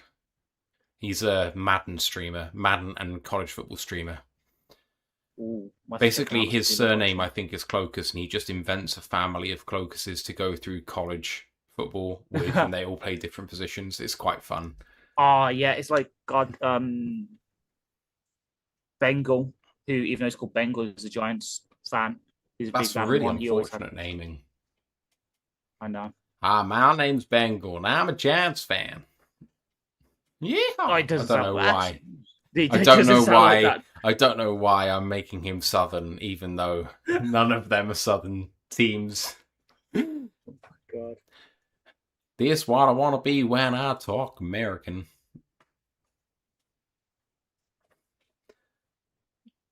Experiment says some neck think for Wingo. Oh yeah, that's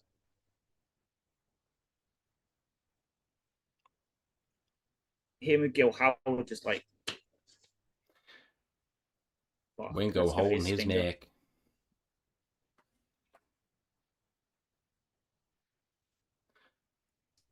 It is very addictive to talk like that. 3rd and 8, 16 seconds to go, just outside of field goal range. Probably, no, maybe for McPherson, he's probably just inside field goal range. Josh Johnson with a deep throw on the outside. Could get picked, is not. Thomas Harper really upset he didn't get the chance to do that with Khalil Dorsey in coverage. They kind of ran into each other. 11 seconds to go. I would line up for the long field goal here. I think McPherson can hit from this sort of range.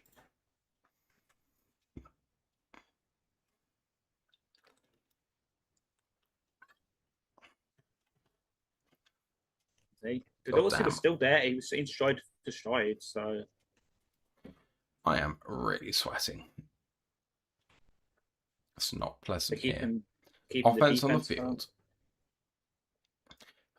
4th and 8. Get a quick completion. Get out of bounds. Johnson. Deep drop. Oh, what a rush. And a turnover on downs. Really nice and hit the quarterback hard. Skylar Gill Howard, baby. There's a flag. Is it going to be... Oh, it's on them for a hold. Gill Howard is a beast. Yeah. And with the Wingo injury, which... I don't want to be horrible to him, but the fact that, he's always had those little niggles that's kept him out. With Gil Howard looking like this, Can Josh He Dobbs throw could a be Hail on. Mary from here? Oh no, they've called intentional ground and Johnson. Right. What I was going to say. So look, where do we coming out? So we're coming out on their So the Lions 43. declined the 10-second runoff, and they are going to be throwing a Hail Mary, I guess. From the 43 of Cincinnati, as they not. said, or hands Sorry. off. They've still got a timeout to burn, and they take it with 2 seconds to go, and they're in field goal range. Nice handoff and a good amount of yardage there, maybe 9. Yeah, 9 yards by Sailors. 2nd and 1. And that's a free 3-point try there.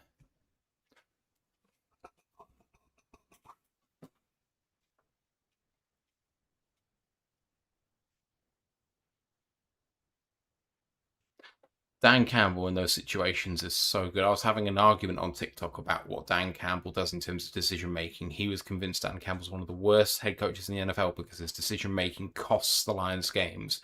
And all I had to say to him was, "You're talking about the guy that's added the most wins in the NFL since he's been in the league. It's insane." Again, Exactly. not a great snap, but a really good hold, and it is good. 10-6 to end the half.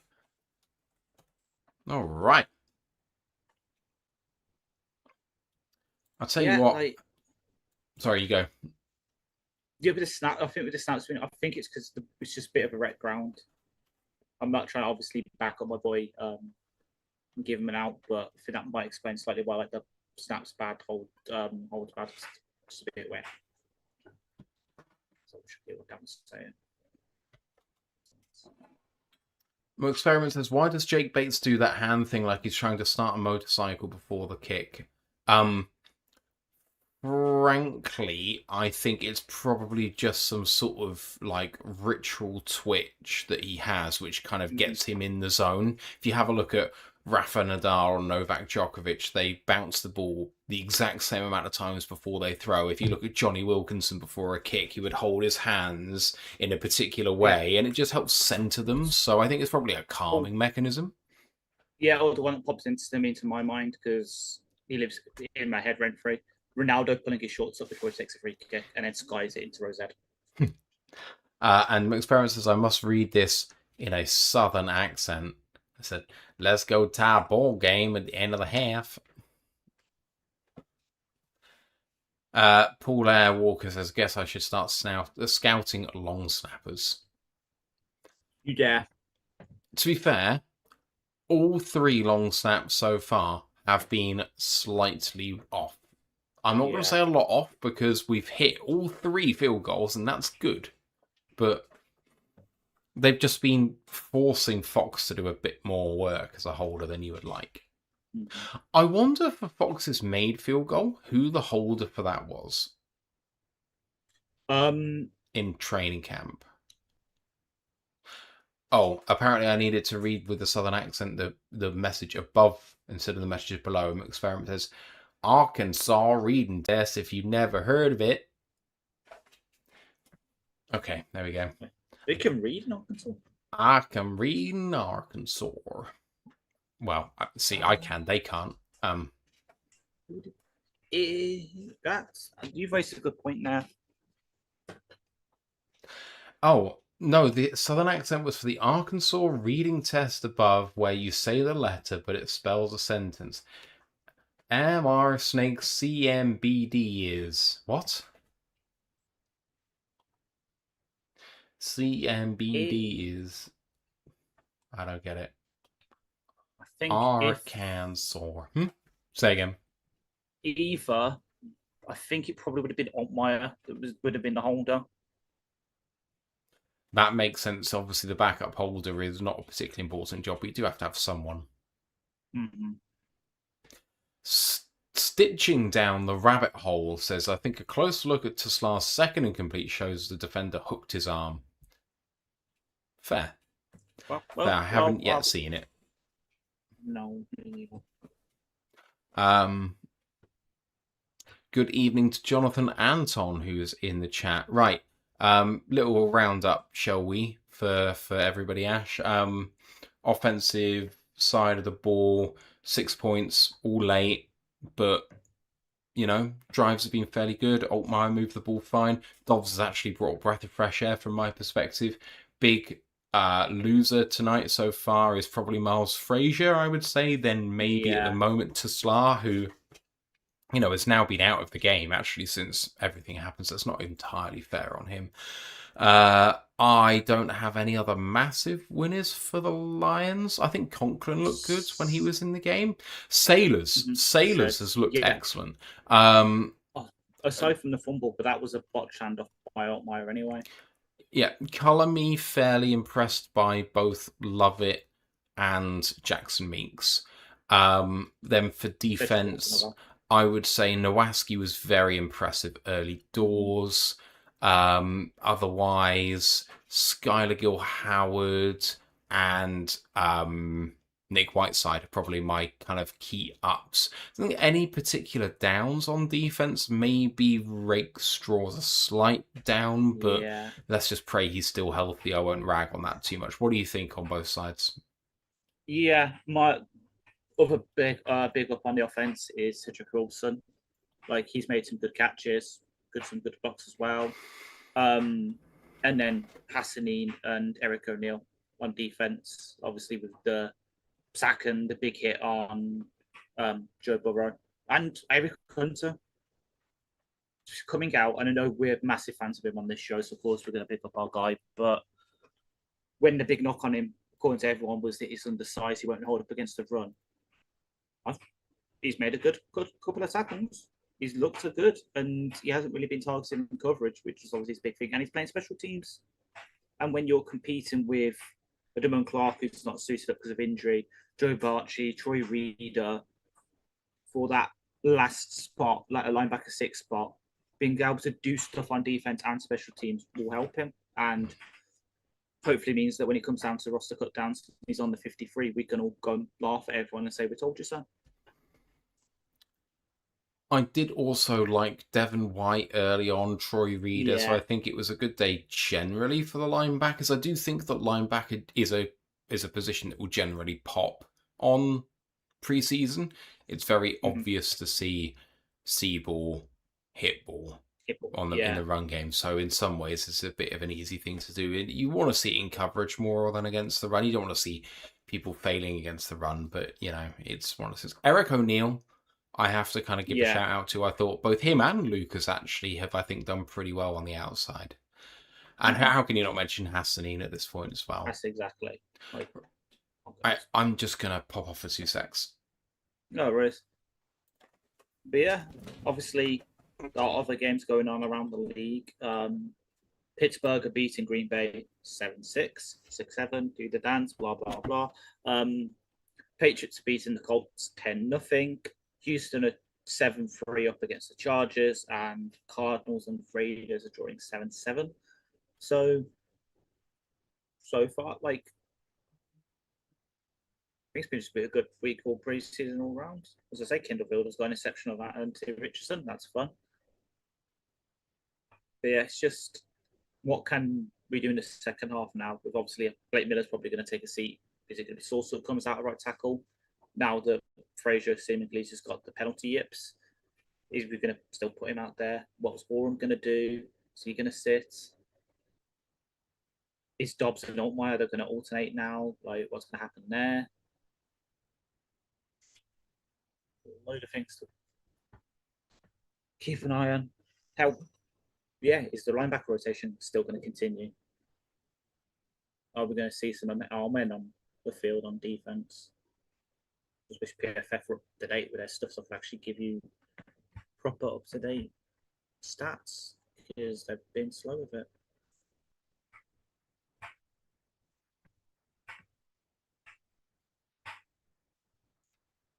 Yeah, it's available. Give me my data.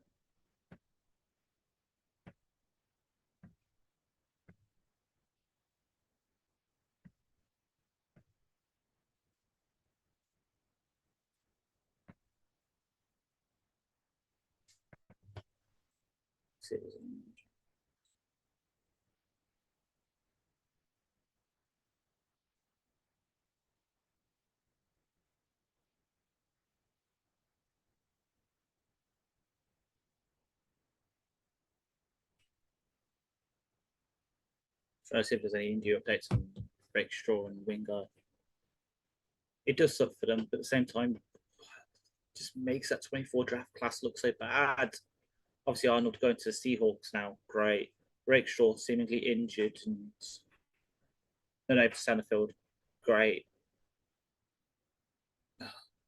Manu gone, basically. I know he's on the NFI, but he's gone.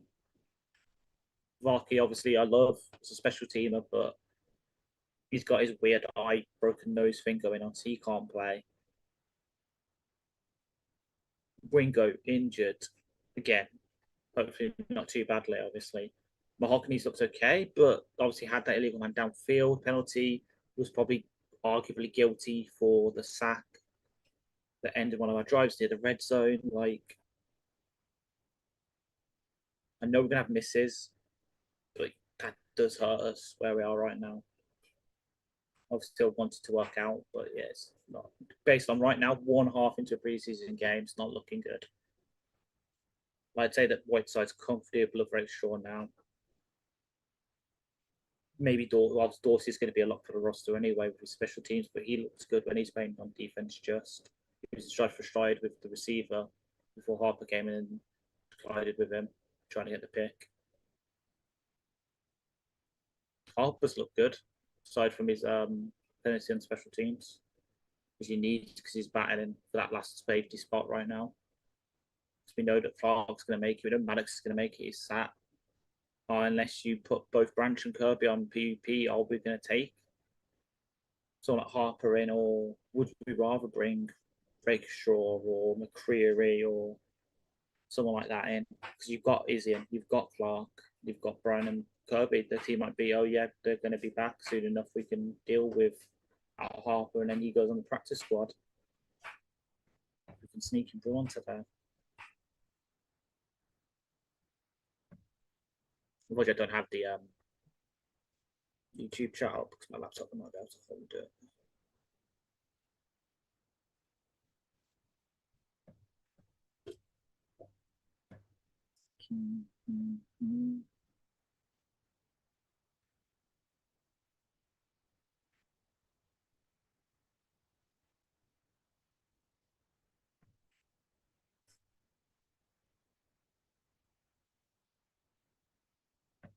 There we go. I've got a chat up. It's just loading. As Gardner Minshew throws a touchdown for the Cardinals. Semi Fehoko to go up 14-7 against the Raiders down.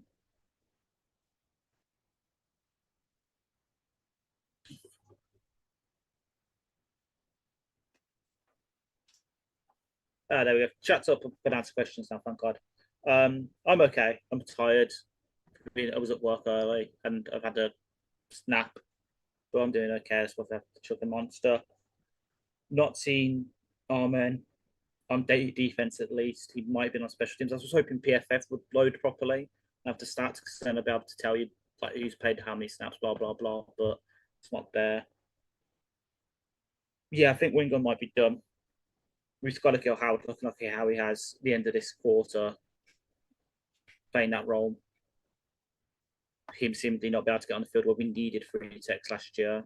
Actually, saying that, I haven't seen Levi either. That's not good.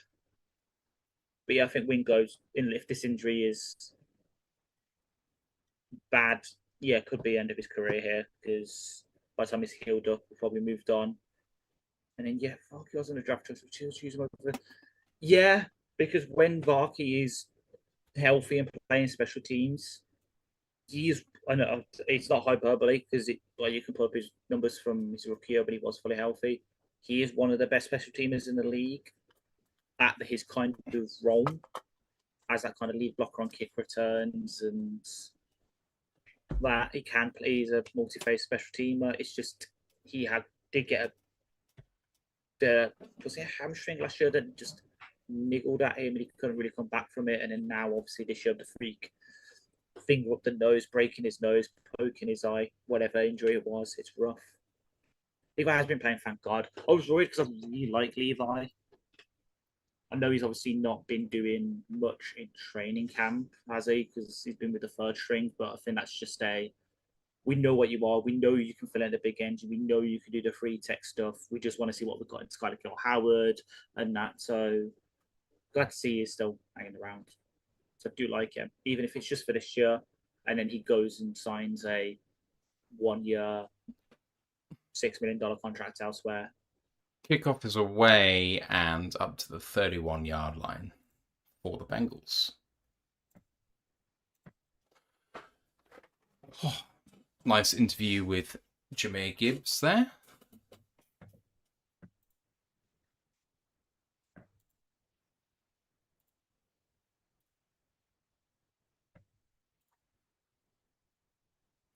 All right.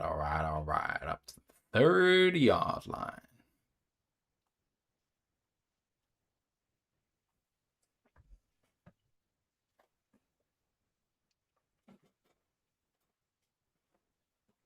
Okay. Strong eye. No, weak eye. But then counter and caught in the backfield by number 57. Tackle for a loss by Ogbongbemiga.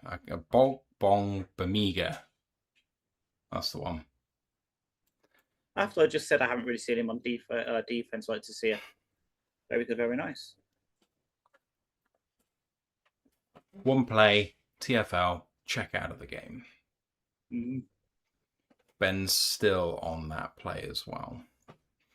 Right, 2nd and 11.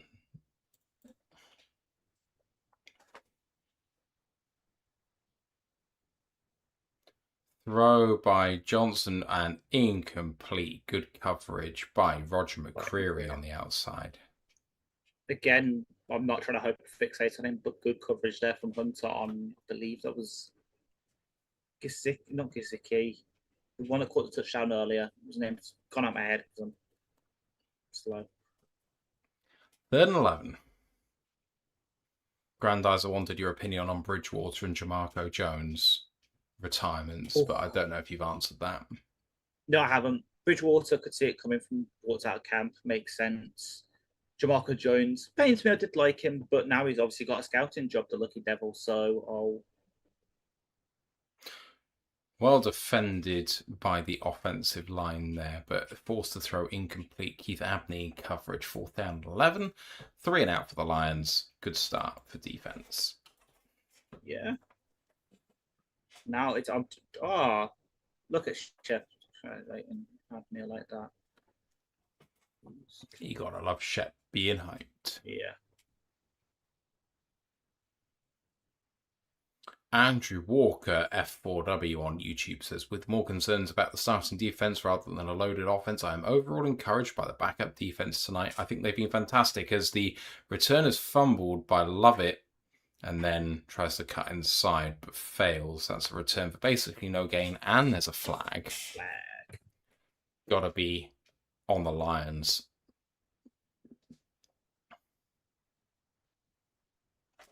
Probably asking like a hold or something by one of the jammers.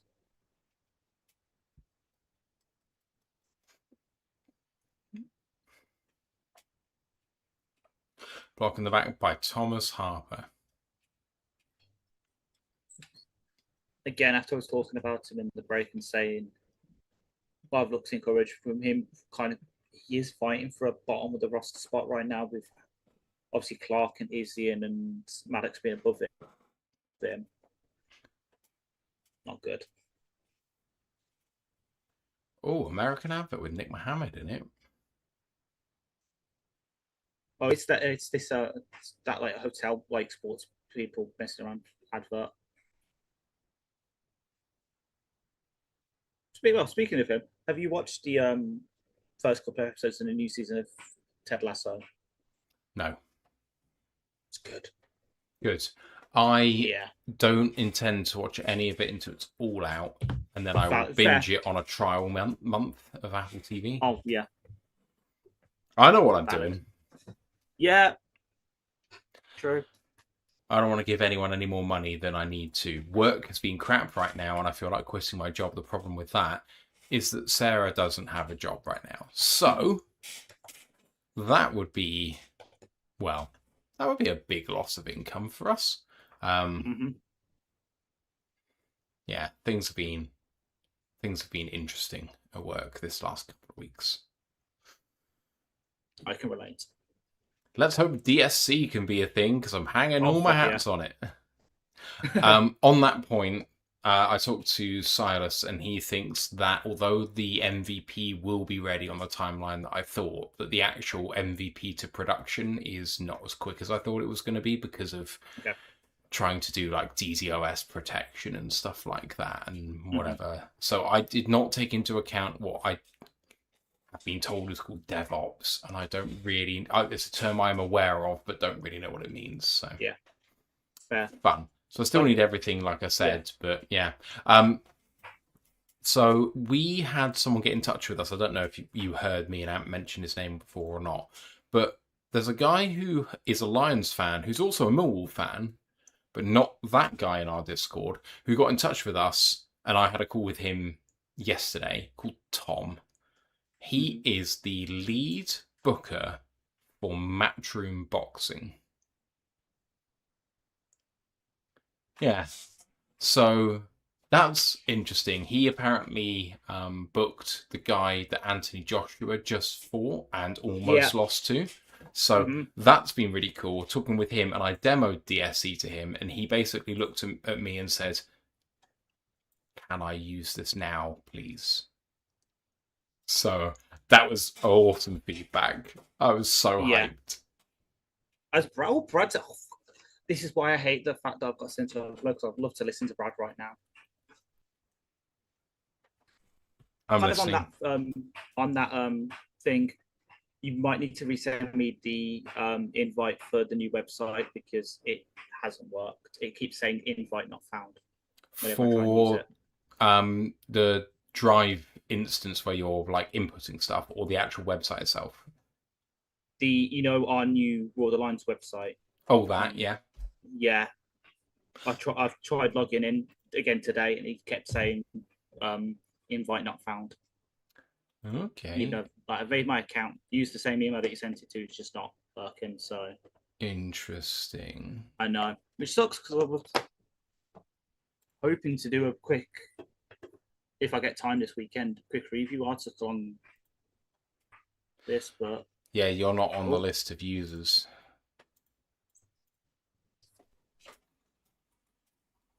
I need to actually find out what your email address is again, which is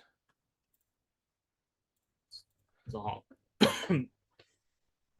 don't mind doxing my email. Actually, that's so doing at Hotmail. I was like, I need to open up a peach beer because I wasn't going to chuck it down my donuts. That is an elite sound. A can opening is just an elite sound as the Lions punt the ball away on 4th and 7. Towards the 36-yard line is the reception. Cut inside. Nice tackle by a player that I then cannot see. Joe Bartre. You've got better eyes than me. I've got Eric's step chart up from his article today, up because it has the numbers on. I was going to say, yeah, it's a peach beer lager. I found it in Asda today when I was down there getting some stuff. I was like, ooh, I like peaches. I like lager. I'll try that. Yeah, that's good. All right. Hopefully, you have now been invited to Sanity, which is also what I plan to use for DSC in writing articles as well, if it all works out and people like it. I mean, the actual interface is just all built by code, so it's customizable. It didn't have anything where you could build a table into it, and so I said it would be kind of good if we could build a table into this because we're looking at stats sometimes, and it's like, oh, I'll build a table into it for you. So it's amazing, using AI. There you go. I've got it. I'm in. Thank God. Woohoo! Woohoo! I can get started and do stuff. Yeah. Anyway, what I was going to say. I literally set to a tweet because it's about the offensive line. So it is. Obviously, I know we're back on defense. That's what I'm saying. Left tackle Miles Frazier, left guard Melvin Priestley, the UDFA out of Illinois. Your center is Michael Neese. Right guard Bash Jers, UDFA out of North Dakota State. Mason Miller, and your right tackle is Colby Sawstorm.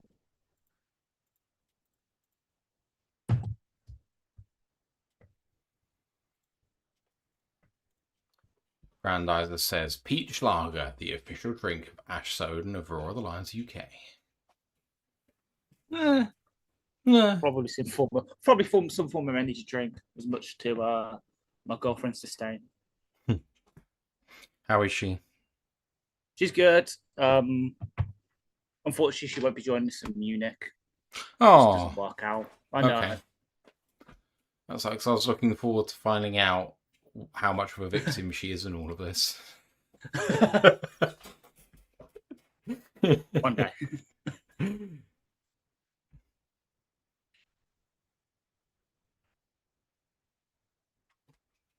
She's asleep anyway. Sorry? She's asleep anyway. I think she's. Bengals. Oh, jet sweep. And a really nice play for 15 yards to number 81. Mayers. Sorry? Mayers. Again, another man. Should we give Bengals a try?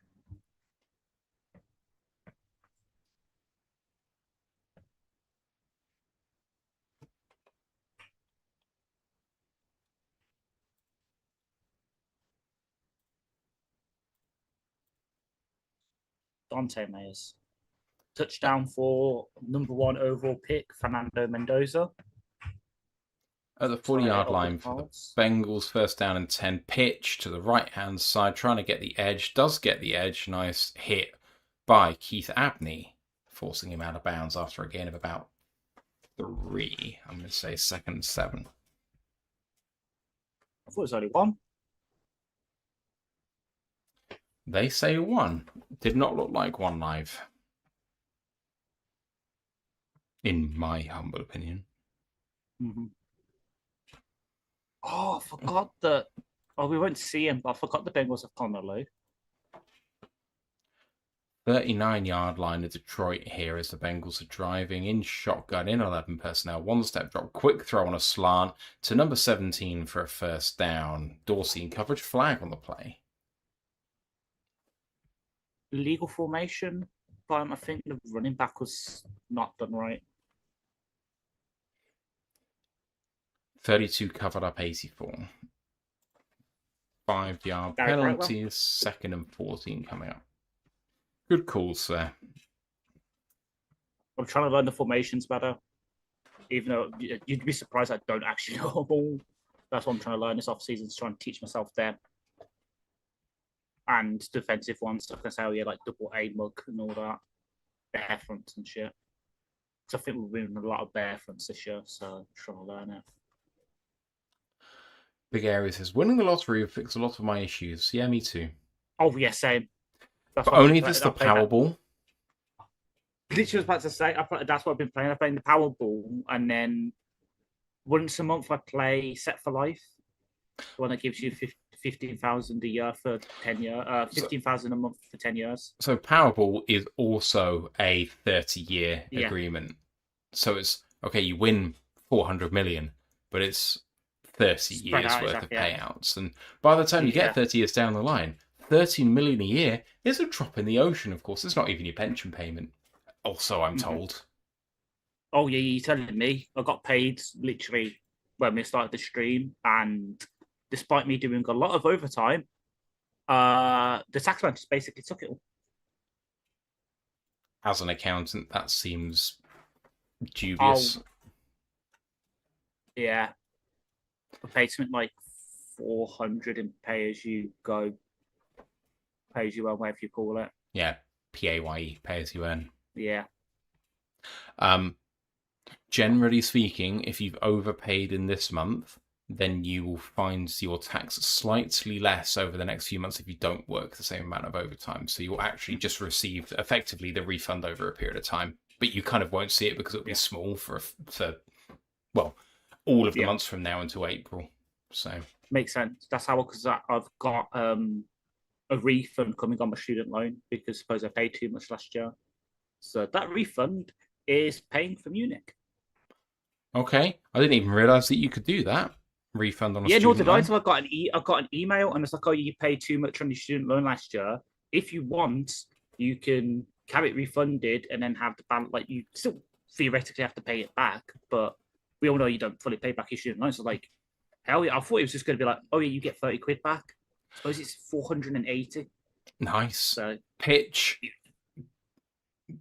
did not get the edge. Gain of 2, second down and 8. My student loan, and I did go to university when it was £3,000 a year, and I went for 4 years and did not finish. And I took a maintenance loan at the same time, so my loan was £24,000. It is now £22,000. yeah, So it's only gone £2,000 since I graduated in 2012.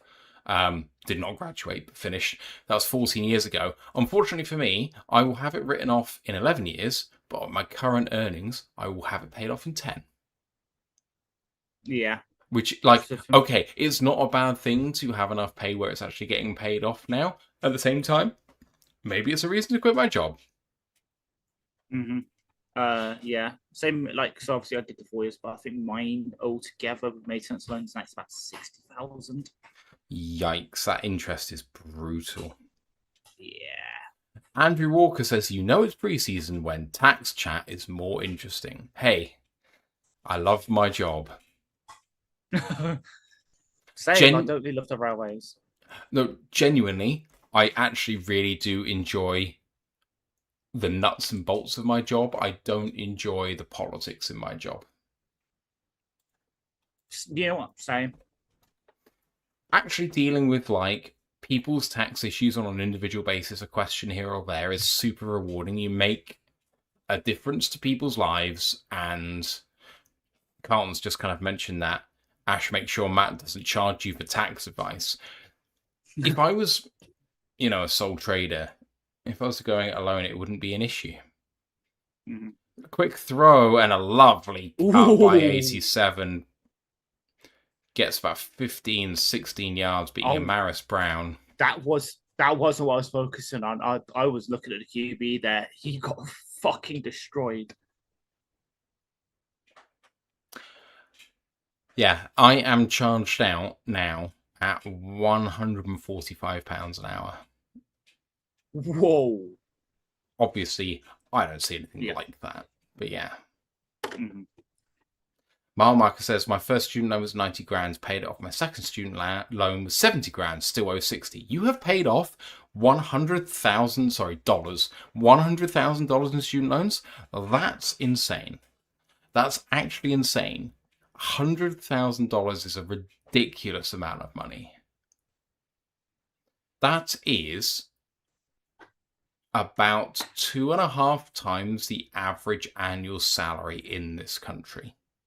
Mm-hmm. Big Aries says, phrasing, you working the corner hard, Matt. I don't know what I did wrong, man. Experiment says, Dorsey showing Ennis how to tackle correctly. Fair. Yeah. Marmark has got 4 degrees. 4. Is that 2 masters? Or is that a PhD and a undergrad? Or...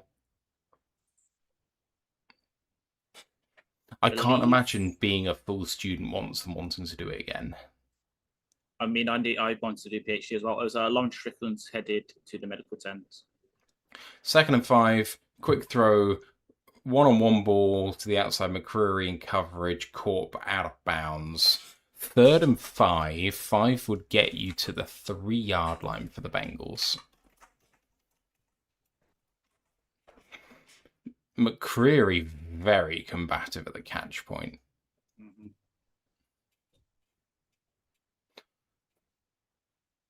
Big Area says 145 and hour. I thought I said an hour, but I and thought you said hour. an hour as well. Never mind. Oh, To be Hassan up fair, I'm against 3 beers backup left deep tackle. and I've had some rum, so diction is maybe not high on my agenda. That was a false start by the left tackle. And then fumble recovered by Strip the sack! Bengals. But Who's that by? Hassan. Hassanin.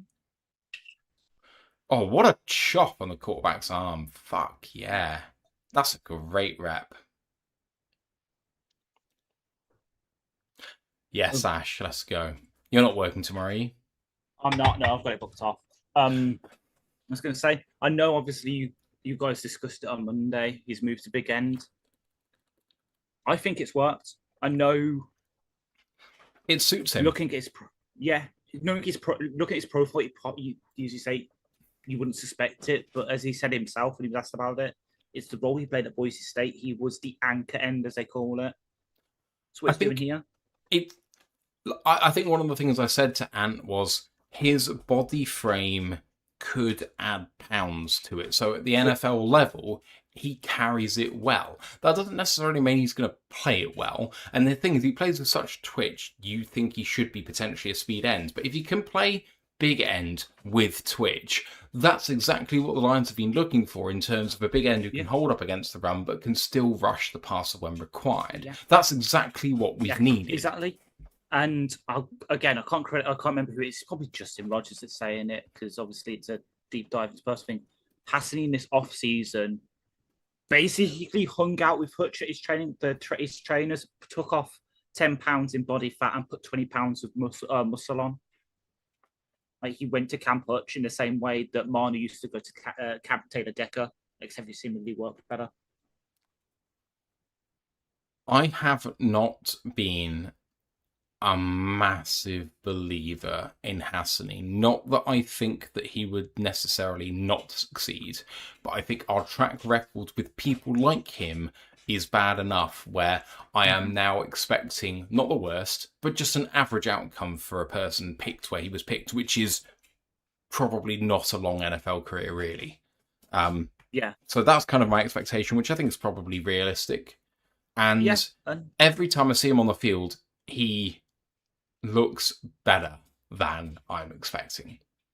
Yeah, I'm not saying he looks like great on every rep. That's not what I mean, but he does look good. Like, I was going to say, but you know what I was like about this player I was about to compare Hassan to. He's showing what we wanted Josh Pascal to be. That makes sense. Hassan isn't a tweener in the truest sense for me of what he is, but he's putting on weight enough that you could start to call him a tweener, which is maybe not to his favour, but it doesn't really matter because he's kind of carrying it. Exactly, but it's, as you said, that kind of big end that can hold up against the run but has that twitch, because that was what Pascal was supposed to be. Remember, Pascal, when he was at Kentucky, played outside linebacker. He was just very big for it. But yeah, even if it's just edge 4, as you say, for where his picks and what the background he has, him being edge 4 is a good outcome for him. Oh, it's a terrific outcome for him. I mean, we're going to probably take 5. And if he can be one of those 5, that's great. If he can be 4... Sorry, I felt like a bit of... What was that? David Jason. 4? In a very only fool's way. Anyway. Apparently, Big Aries was trying to make a prostitution joke about me saying 145 an hour. Valid. How? I don't want to cast aspersions on Big Aries, but I've never met a prostitute. It's just not a particularly common thing in this country. See, and okay. I was about to say, unfortunately, I've met loads of them because the Sainsbury's I used to work at was right around the corner from Nottingham's red light district. So I've met a load of them. That's a likely story. Altmaier is back out there for the Lions. God. Oh. What do you want me to say to that, man? I know it was the obvious response. And do you think 145 is a good rate for a hooker? Depends. Are we talking Hendon here or Rugby. Quick throw to the outside. Bit slow to get moving, number 43. Gets about half the yardage. Third down. Zach Orton? Sawson. Okay.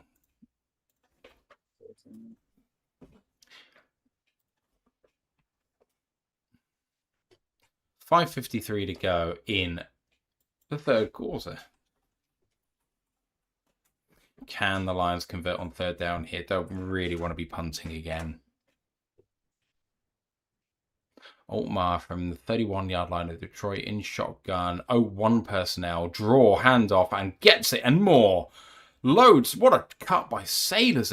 Oh, it's Blackshear. That's not Sailors. That's Blackshear. Yeah. He is very much taking a claim for one of the veteran spots on the practice squad.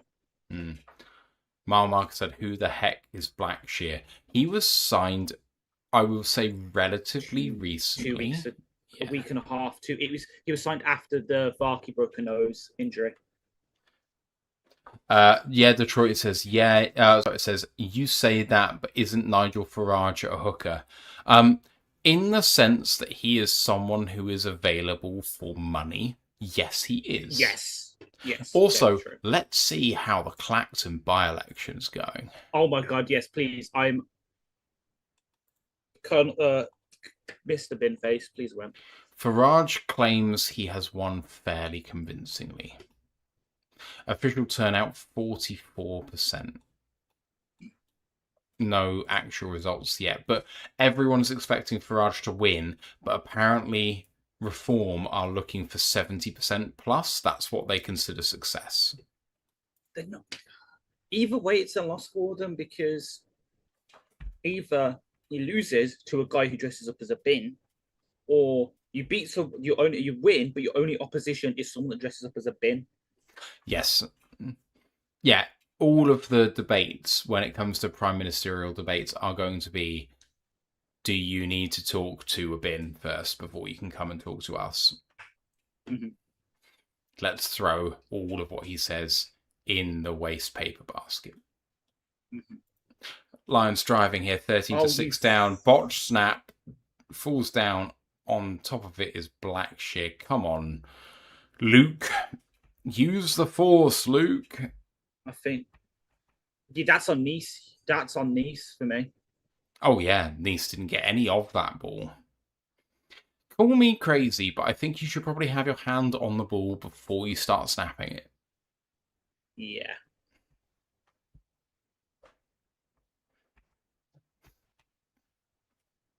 .310 to go, 13-6, 4th and 15. Punt team on the field, and Fox in the box with a punt and fair catch called for, and coming forward up to the 13 of the Bengals. That's a really positive offensive drive. The Lions backed up in their own territory, end up punting towards Bengals being deep in their own territory. It's not points, but one of the Lions' key problems has been 3 and outs last season. There were not enough drives that got past that initial series. And, so far in its preseason, drives are being sustained, just not quite long enough. It's a different problem, but you start off with good field position for your defense, and that's a good thing. Mile Marker says slightly low snap for punt. I'm glad that you're also seeing the big long snapping problems we have in Detroit. Yeah. I don't think you're meant to agree with that. I agree. Unfortunately, I saw that I'm hoping it's just the rain, but yeah, Detroit is saying count bin face. Count bin face. Count bin face.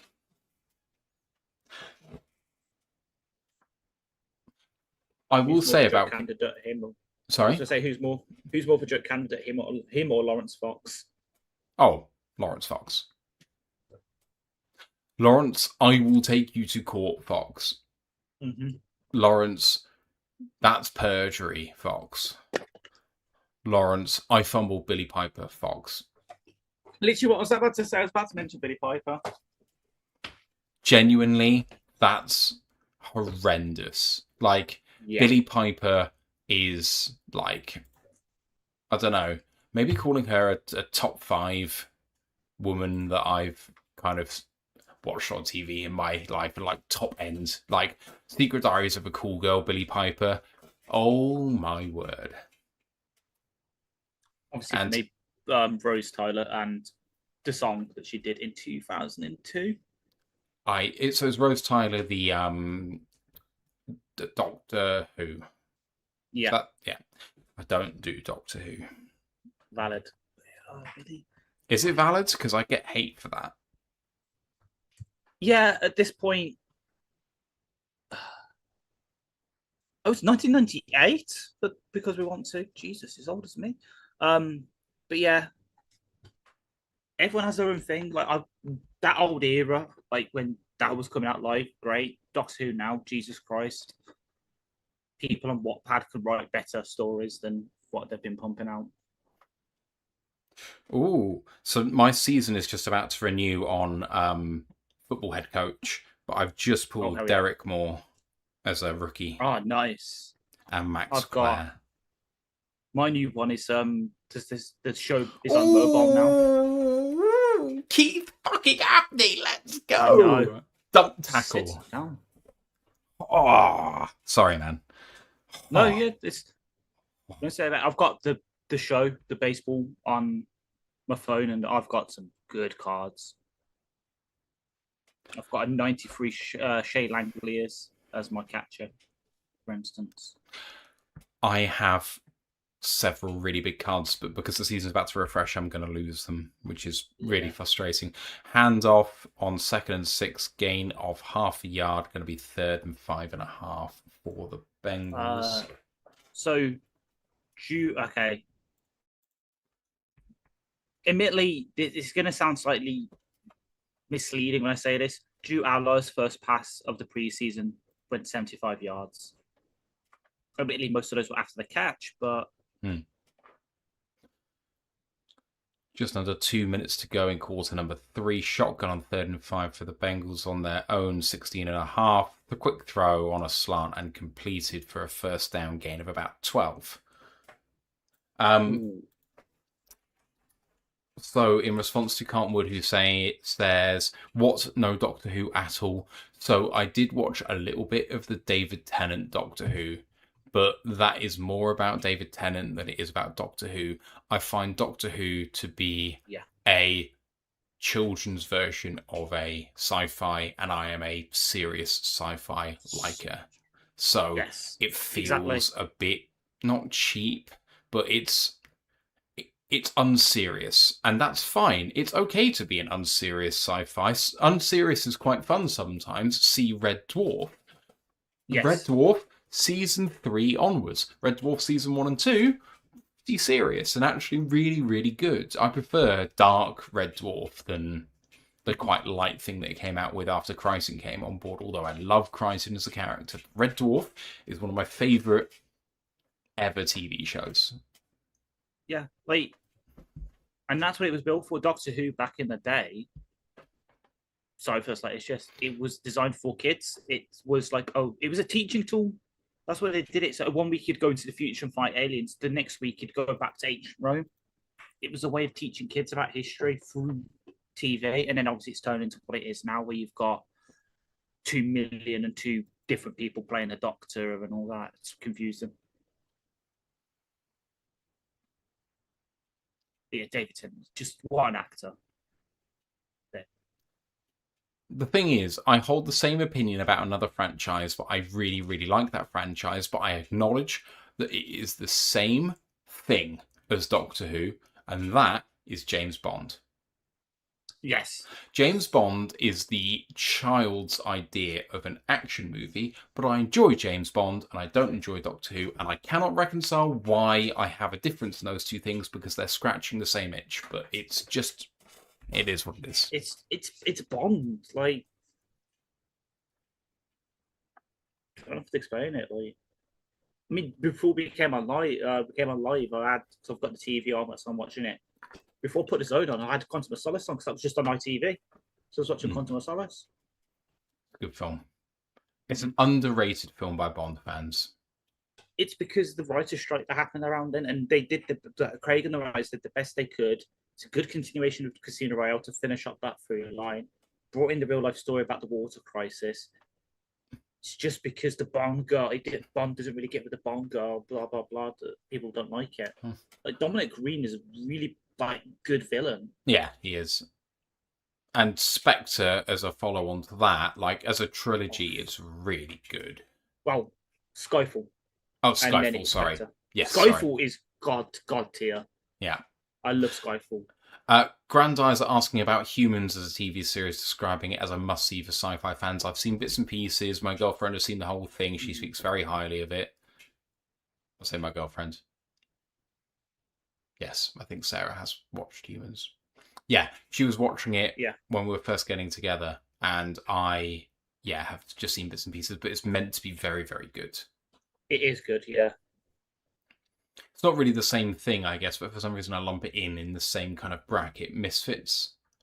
Again, something I haven't that, watched, but like... I can get that, yeah. A Motley Crew. It's the same as, I'd say Ghost, but it's not Ghosts. Being Human. Marmark says, watch every Doctor Who from the early 1960s. No, I watch reruns, though. Through Tom Baker, then the show started to take itself seriously and much humour was lost. That's fair. Yeah.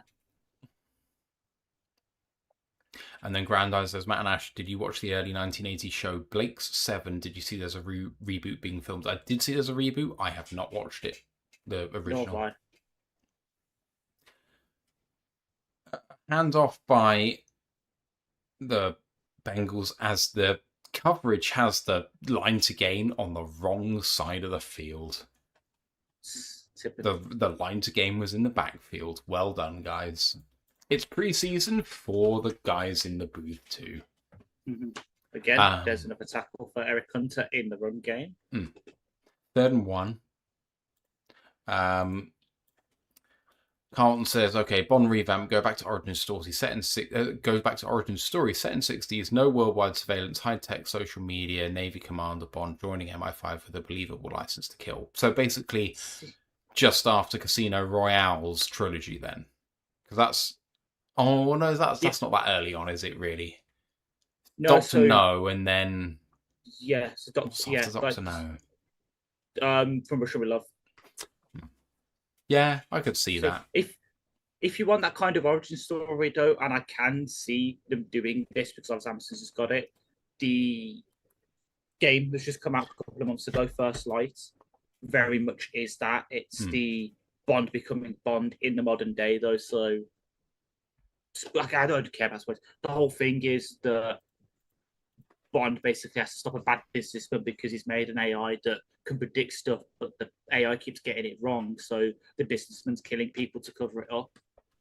And like Bond has like everyone he cares about die, and it's a very good game. Nice coverage by Amaris Brown on the crossing route there.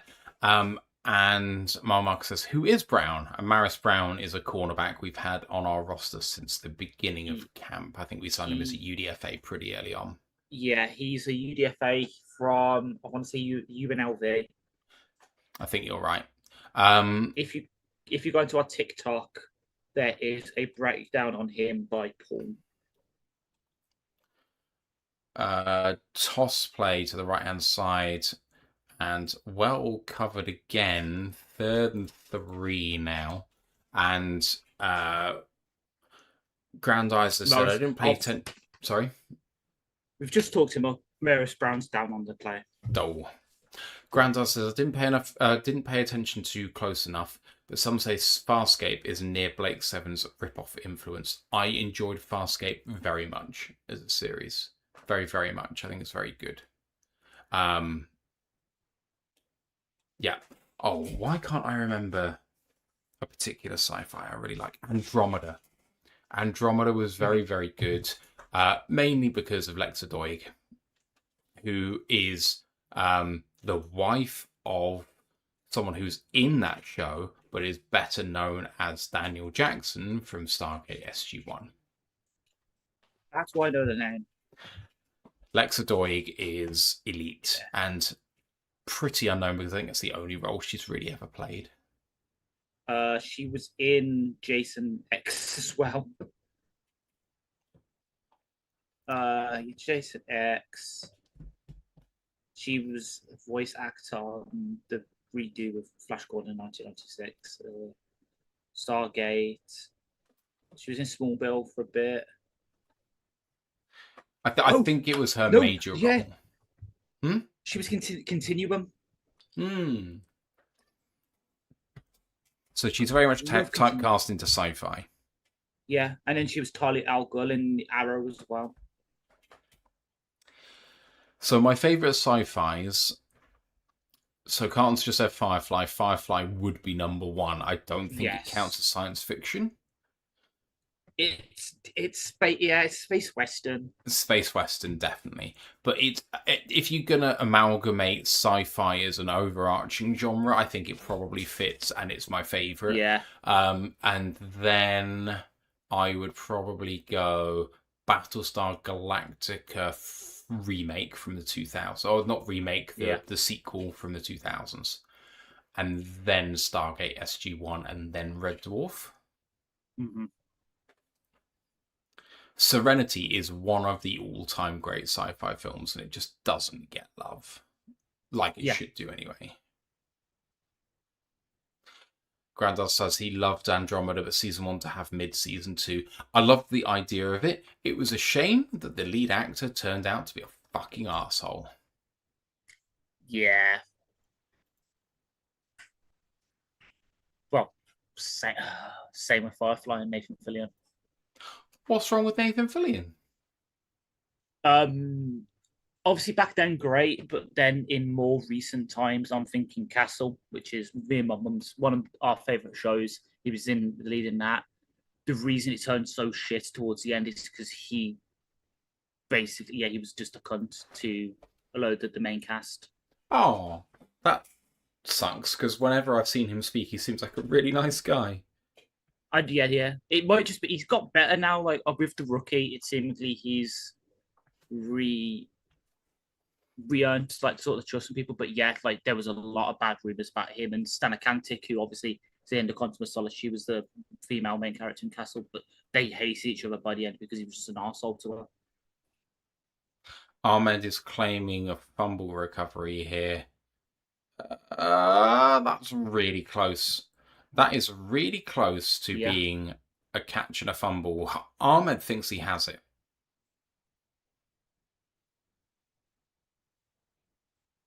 And now coming off the field. As well. Throw a flag. He supposedly has. I think there's two steps in a football move. I do think there's two steps in a football move. Stitching down the rabbit hole says, alert dude wants his football back, lol. Ooh. I know this is always a me bit, tick off the bingo card. Dan's hat that he's wearing on the sideline today is very nice. Would not mind adding that to my collection.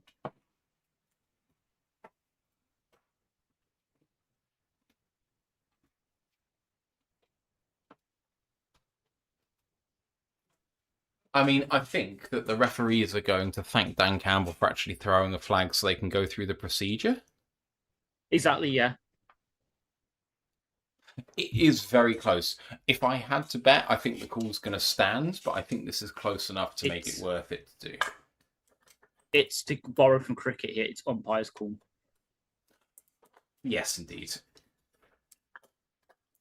I started sticking in my mind because I watched a lot of the 100 this year, despite Birmingham being the shittest team in both leagues. They were very, very bad, Birmingham. I haven't watched a huge amount of the 100, but I think they won one, maybe two.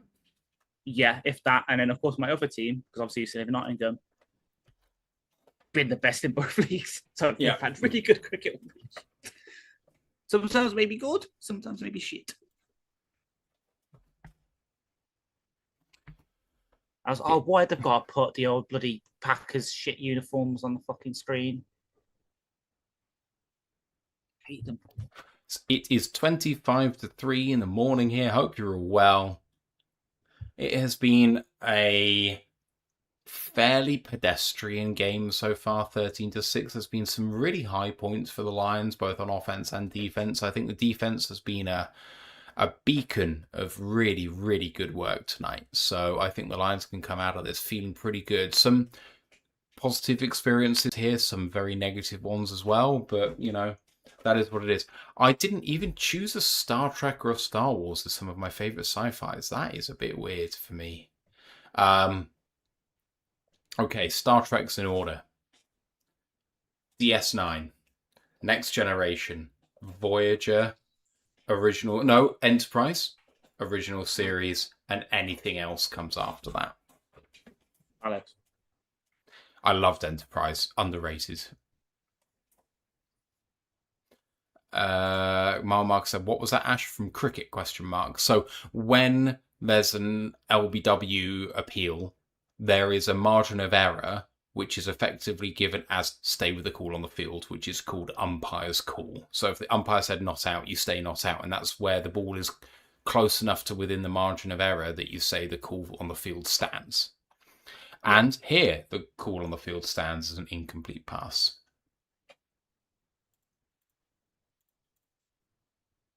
Yeah, I know this is continuing the cricket talk as well, but I love how we do LB. That is how stuff should be done in terms of like VAR and that, how they do reviews in cricket. I've just seen the replay here. Dan Campbell should have won that challenge. I don't understand why it wasn't overturned. The player catches it, lands with 1-2 feet, turns upfield. That's a football move. That's a catch.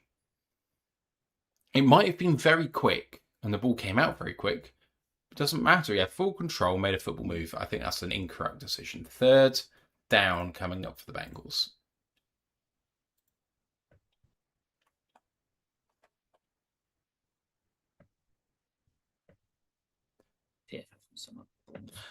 Granddad's surprised at Babylon 5 not on my best of sci-fi list. I've just not watched it. It's before my time, as you say.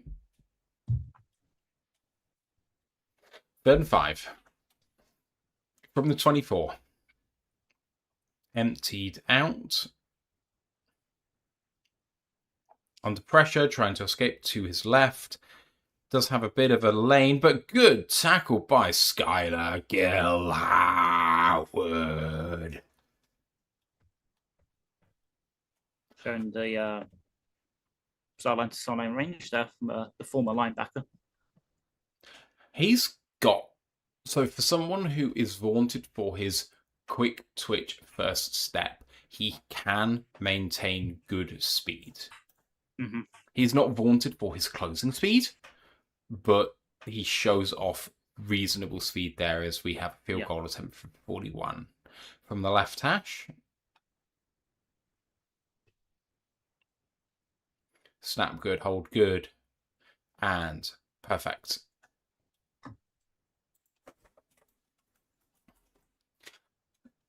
Skylar Gill Howard is doing himself some favours tonight. Yeah, 100%. For me, he'll be a big winner. Hassanine will be a big winner. Skylar Gill Howard will be a big winner. Who else do we have on the Lions? Abney. Abney's impressed.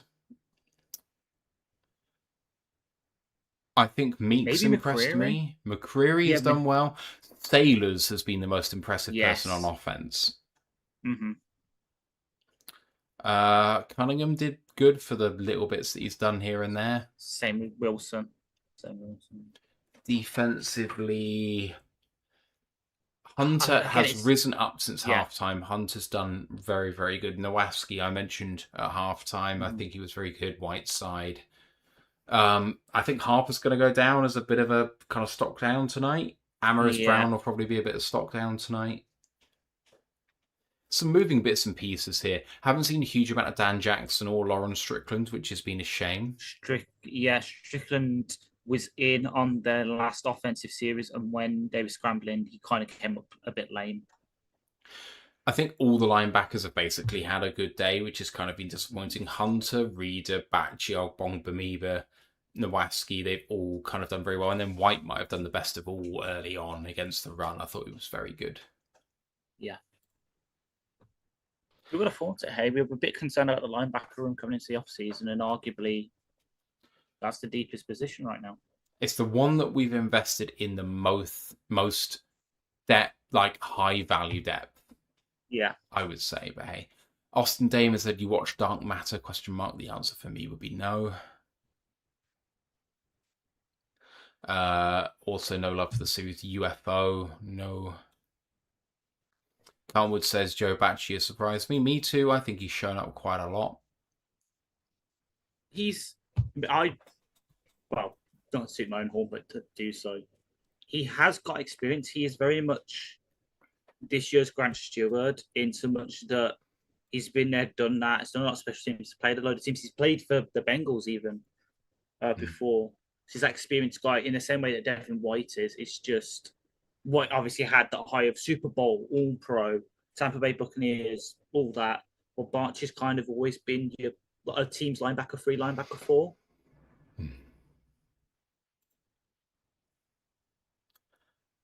There's Robichaux back for the kick.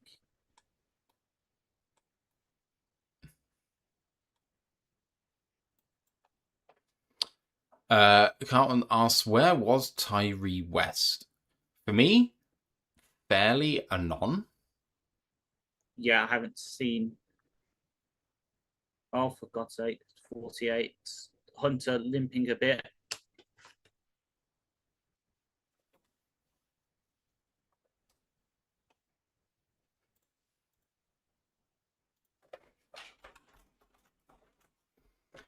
Marmark asks who's playing centre. Nice? Question mark. Yes, it is Nice. He has been subpar. Few botch snaps. Altmaier. Throw for a 4-5 yard gain, 2nd and 5. It is very much a please get back from your soft tissue injury soon, Scruggs, so we can see you next week situation. Big Area says Ascension from the Sci-Fi Network was a 6-episode miniseries. I did not know that. Look like they're bringing pressure here across the board, bringing 5. Altmaier with a one-on-one throw on the outside and a cracking catch by number 12. Tariq Black. Who is... Oh, fuck, what is the fucking flag here?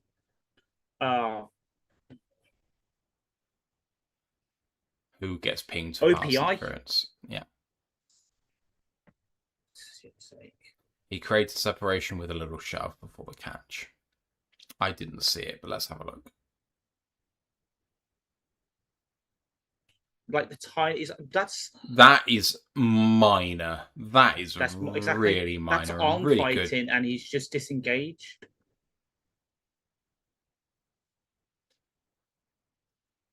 Here's what it is. I don't think that gets called in the NFL, but it has got called in NFL preseason, which is quite frustrating. Mm-hmm. Play action on 2nd and 15. Plenty of time, going deep, and just thrown out of bounds. 3rd and 15. Oh, man, that was a cracking throw by Altmaier as well. Yeah, and he doesn't say he was staring down the left-hand side a bit too much there. Like, it was obvious he was going to that half of the field.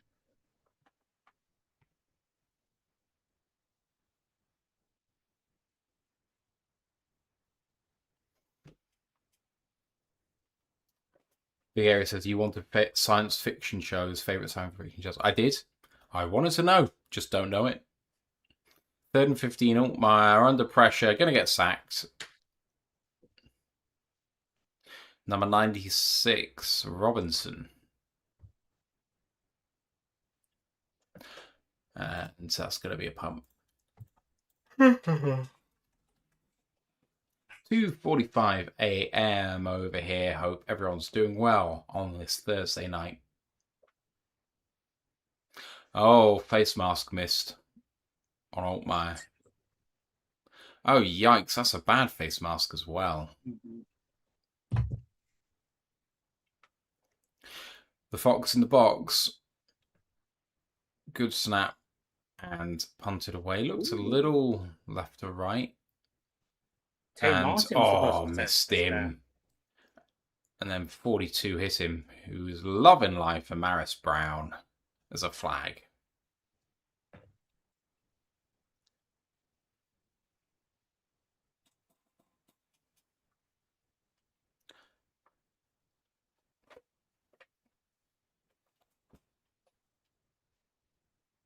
Still 8.5 minutes to go.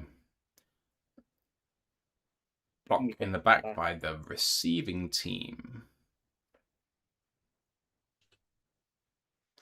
Grandizer saying DS9 would be the best Star Trek series. I agree, because it has some of the best story arcs, but also some of the worst story arcs. I do not recognize the worst story arcs. I don't know what you're talking about. Don't see it. Don't see it. Don't care. Love everything about the story arc with Cisco, with Jake Cisco, with Nog, with the Cardassians, with the Dominion, with the Romulans. Bengals on offense getting 9 yards on their first down, 2nd and 1.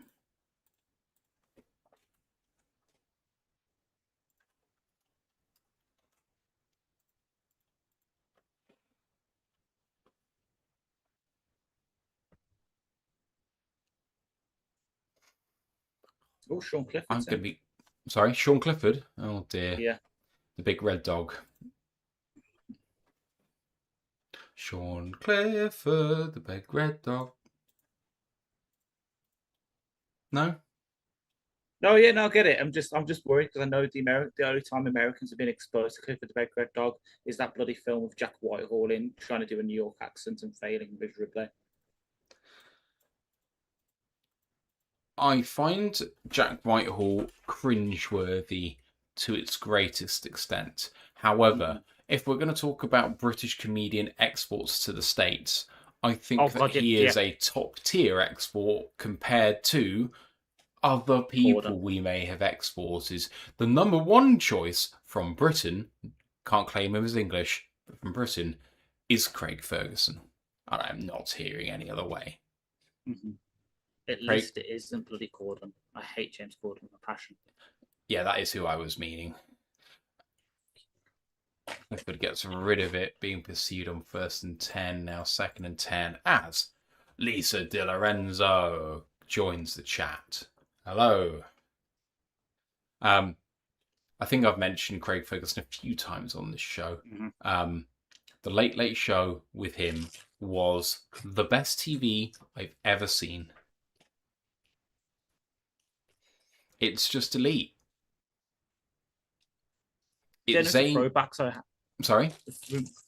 I know it's a throwback because this is really old and it's on reruns and that, but two runners. Two Ronnies is fantastic. That's the best TV, like the Mastermind sketch. Yes. Answer the question. The answer to the question prior.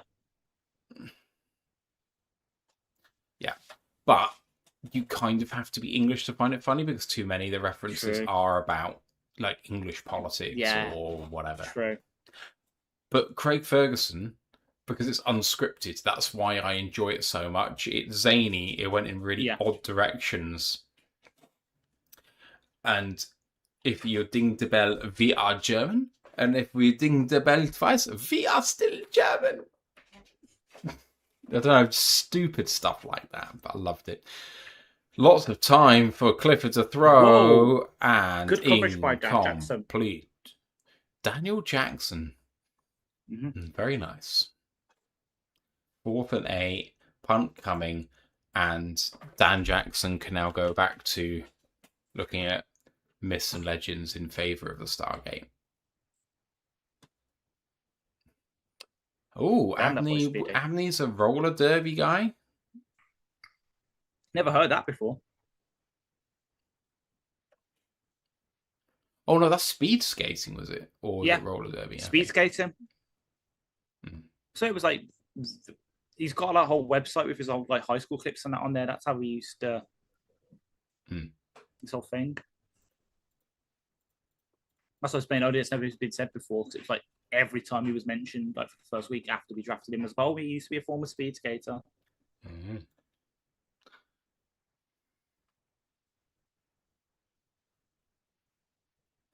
Mark said my late spouse was crazy about Craig F. Craigie F, my guy.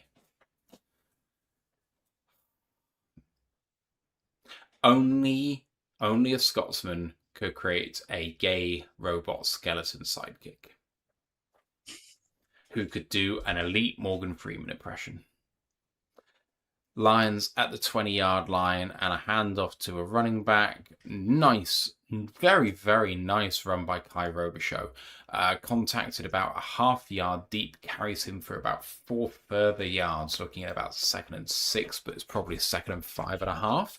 If you can get 4 yards after contact, you're going to win in this league. Yep. Especially on this team of right now, with Pacheco being out, we don't really have a power option. Mark says Robichaux fighting for his spot, and Grandize asking what you're eating. I am eating some lemon ice buns from Parcel. Run off tackle from shotgun from Robichaux, and a nice gain of about 11 or 12 there, first down Detroit. Not seen much of a running game from the Lions side. Salas has done some really good stuff early on, but as soon as he came out of the game, it kind of disappeared. Robichaux showing off here late. Mm-hmm. Also, iced Chelsea buns are the best cake. Yeah, I agree. Because they're rare. Sorry? Yeah, I agree. It's because I say I just got them, so I was going through Asda. I was like, oh, they're reduced. I'll have them as one of my snacks for later. The thing about iced Chelseas is Chelsea buns are fairly common, but putting icing on them like an iced bun, not that common. But a local bakery to me did it, and it's just stunning. 4.5 minutes to go for the Lions, 10 down here. Can they get in 2 drives? Well, let's try and get 3 on the ball first at the 43-yard line here. 2nd and 4. Another handoff, run up the middle for Blackshear this time. 3-yard gain, 3rd and 1.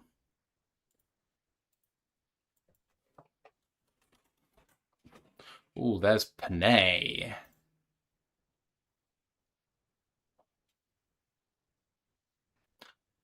I know I said it in our Discord channel before the game started, but I don't think the Lions are going to miss Montgomery. And I know that we miss Monty as a person, as a personality. Yeah. He was a very, very, very good football player. I have a sneaking suspicion that we're going to find enough in the run game where we go, I'm not missing him. I'm not saying that we're better. Yeah. That's not what I mean. I'm just saying that it's not going to be an obvious gap.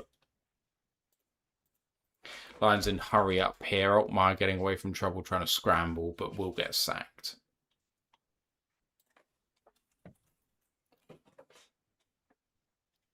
He fumbled as well. He fumbled a snap.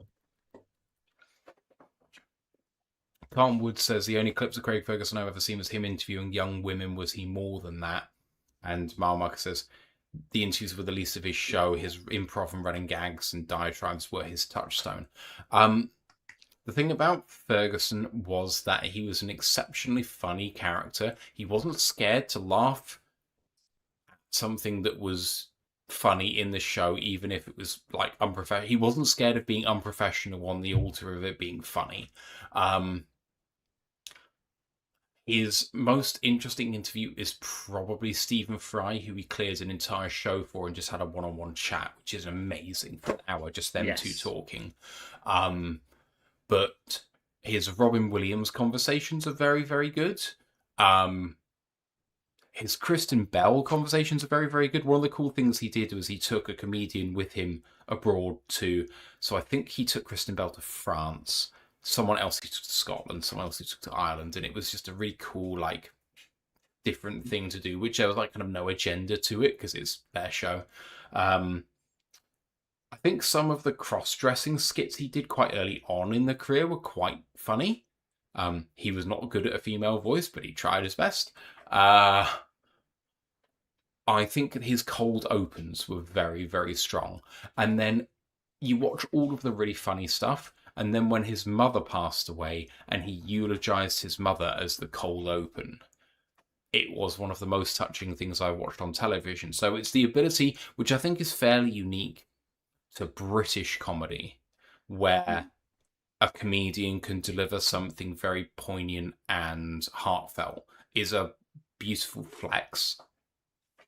So I think the thing about him talking to young women is definitely something that's been made of him since his career finished. And it definitely was a thing during his career. It's not that it wasn't, but it's a very obvious clickbait thing to do.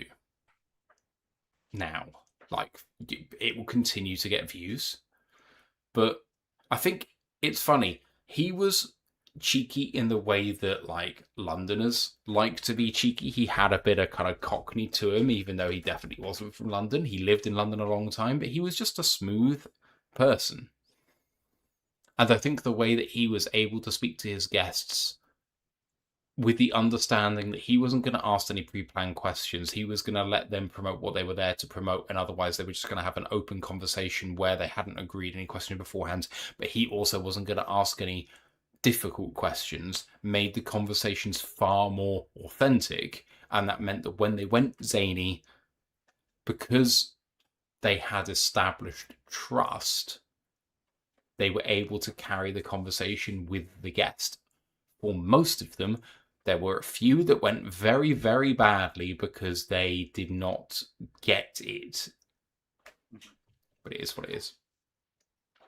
Marmark says that's what Americans care about the most. Many Americans care about the most, the cold open. There's so many that he did that I really, really like, cold opens wise, especially with like the weird people he has in his kind of backroom cast that he kind of roped in. But yeah. Also, they had like running gags, which I really enjoyed. They had a woman who I think they called Beth from CBS who had to kind of sit in with their coverage, and she just became like a pinata, and it was really, really funny. Yeah. Also, the producer behind the camera being a racist was a running gag, and that was really funny. Yeah. I could go on about it for a long time. Anyway, 2 minutes to go. Lions down 10. I am craving some cool air right now.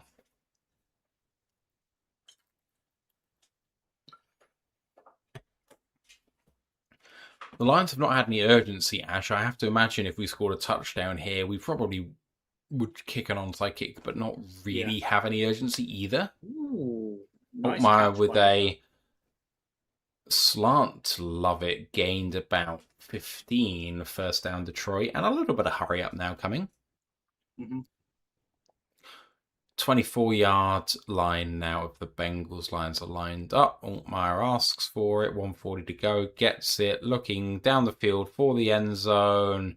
Incomplete. Some hand fighting there between Lovett and number 40 of the Bengals. Second down and 10, and there's a player injured for the Bengals. Isaiah Foskey. Oh, man, not Foskey. I like Foskey.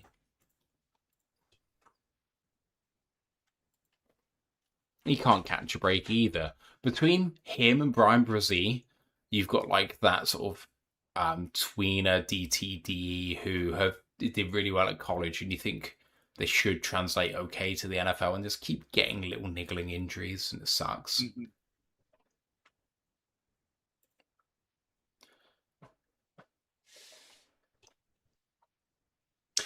Marmarka says his late spouse was Native American, said Craig understood their kind of humor.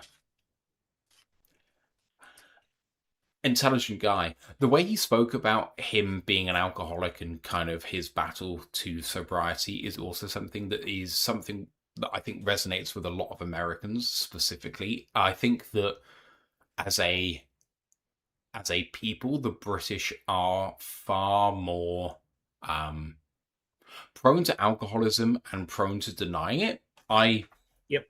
I cannot speak too much. I'm not saying I'm an alcoholic, but I would say that I enjoy it probably more than I should. And, you know, the whole trope about like men speaking to therapists and it not being like something that men should do is far more true of Britain than it is of America. Like, at least therapists as a concept are normalized in the US. Therapists in the UK is still not taboo, it's just rare. I don't think It's still got that anyone. slight stigma. I don't think if anyone said I'm seeing a therapist, I don't think anyone would look weirdly on it unless you were speaking to someone of a certain age. I think everyone would kind of go, okay, that's cool, good for you. But I don't think anyone is actively doing it. Like, I think this is a good idea for me to just look after my head long term, even if I don't have a problem. I think very few people are doing that. Mm-hmm. Lisa's asking for the prognosis for Cade Mays. He's got another 7.5 to 9.5 weeks out. He should be back between week 4 and week 6. Although if he is week 6, then that is the bye, and we'll be back in week 7. So, Lions on 2nd and 10, throws Touchdown! it. Tariq Black. Little crossing route, and the Lions have a touchdown. All right. Only took us 58 minutes and 32 seconds. Right, go for 2. Altmaier is going for 2.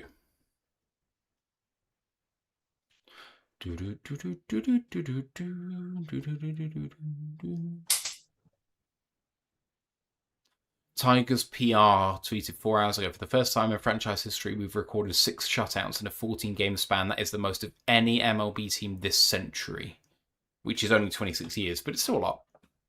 2-point try from the 2. Altmaier hands it off. No, keeps it. Altmaier for 2. It's good.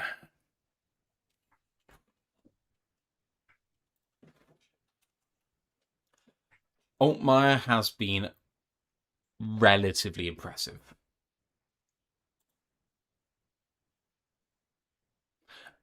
I have not seen him run a read option in this game so far, but he did it well. It's a nice wrinkle that both him and Dobbs can bring to the game plan if we need to have them play, let's say, for a quarter at the end of the game, because Goff's either up very big and we can take Goff out, or Goff's got a slight injury, we just need him to fill in for the rest of the game. It's a nice little wrinkle we can add to the game plan to level things up.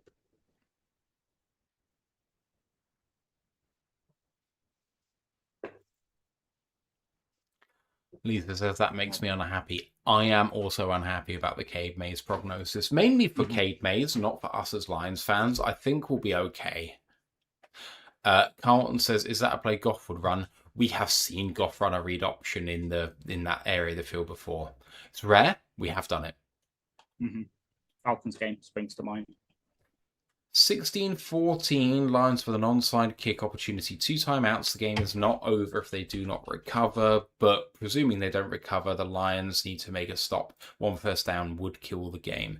Kickoff is from the 35-yard line here. Come on. Rabona. All right. Bates, see what you got. Oh, close. Oh, it did hop, but well taken, and down goes the Bengals man. 1:26 to go. That's close to the game being over. If you can kill 6 seconds, that is game over. 6 seconds will be 120, which is 40 seconds off the clock, which is 1 play, and you're 1 play away. So if you can just hold onto the ball for a couple of kneel downs and hold the ball for 6 seconds in 3 plays, you are there. No, 2 plays.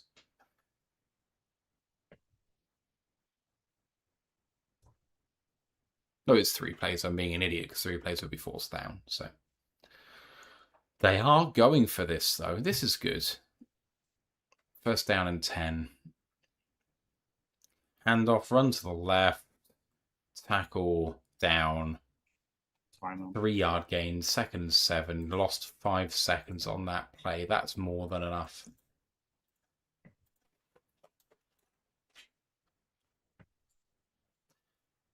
They only need to kill 1 second now. Well, if it's put a second back on the clock, it's now 2 seconds left to kill. Makes all the difference.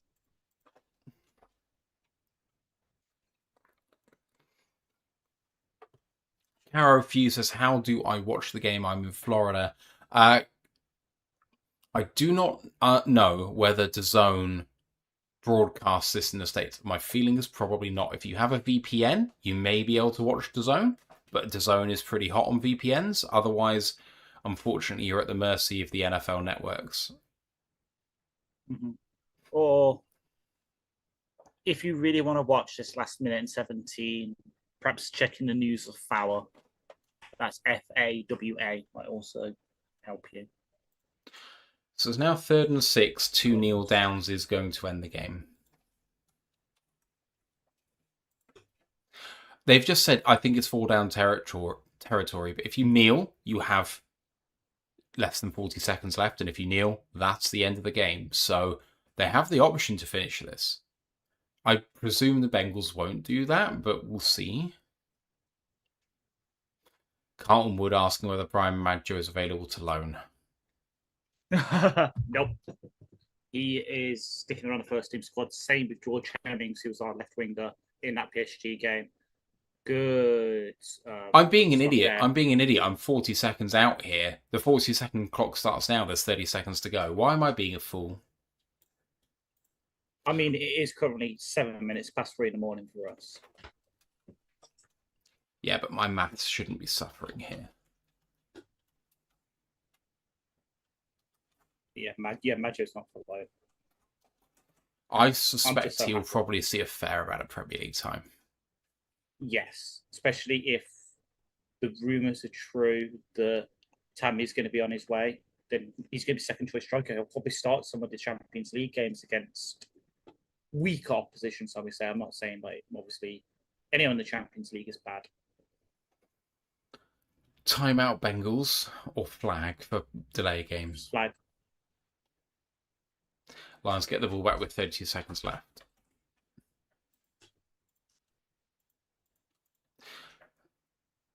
Oh, 32 seconds left. Lions need a field goal to win the game. This is going to be a nice end of game scenario, but it's going to be something like 25 seconds left. No timeouts backed up. That's going to be really hard for Luke. Marmuk says, you tired, Matt, bruh. I have lost more water than I have drunk in beer.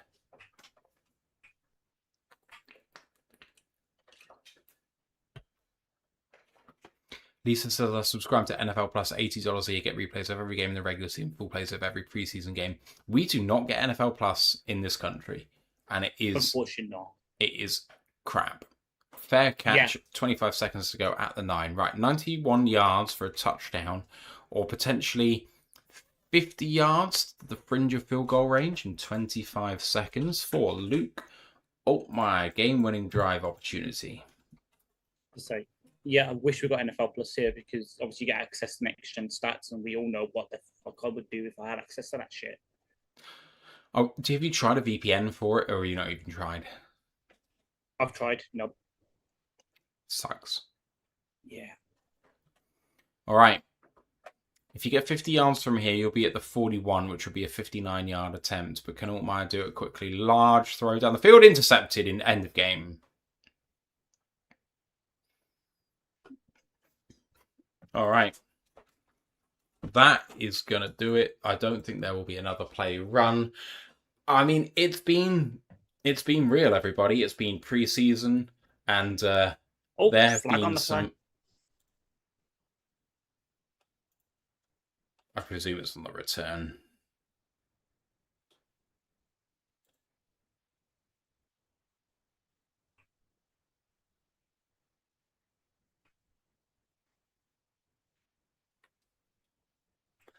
$15 penalty on the passing team for a face mask on that final flag. But anyway, game is over. 16-14. Ash, some ups and downs for you, my friend.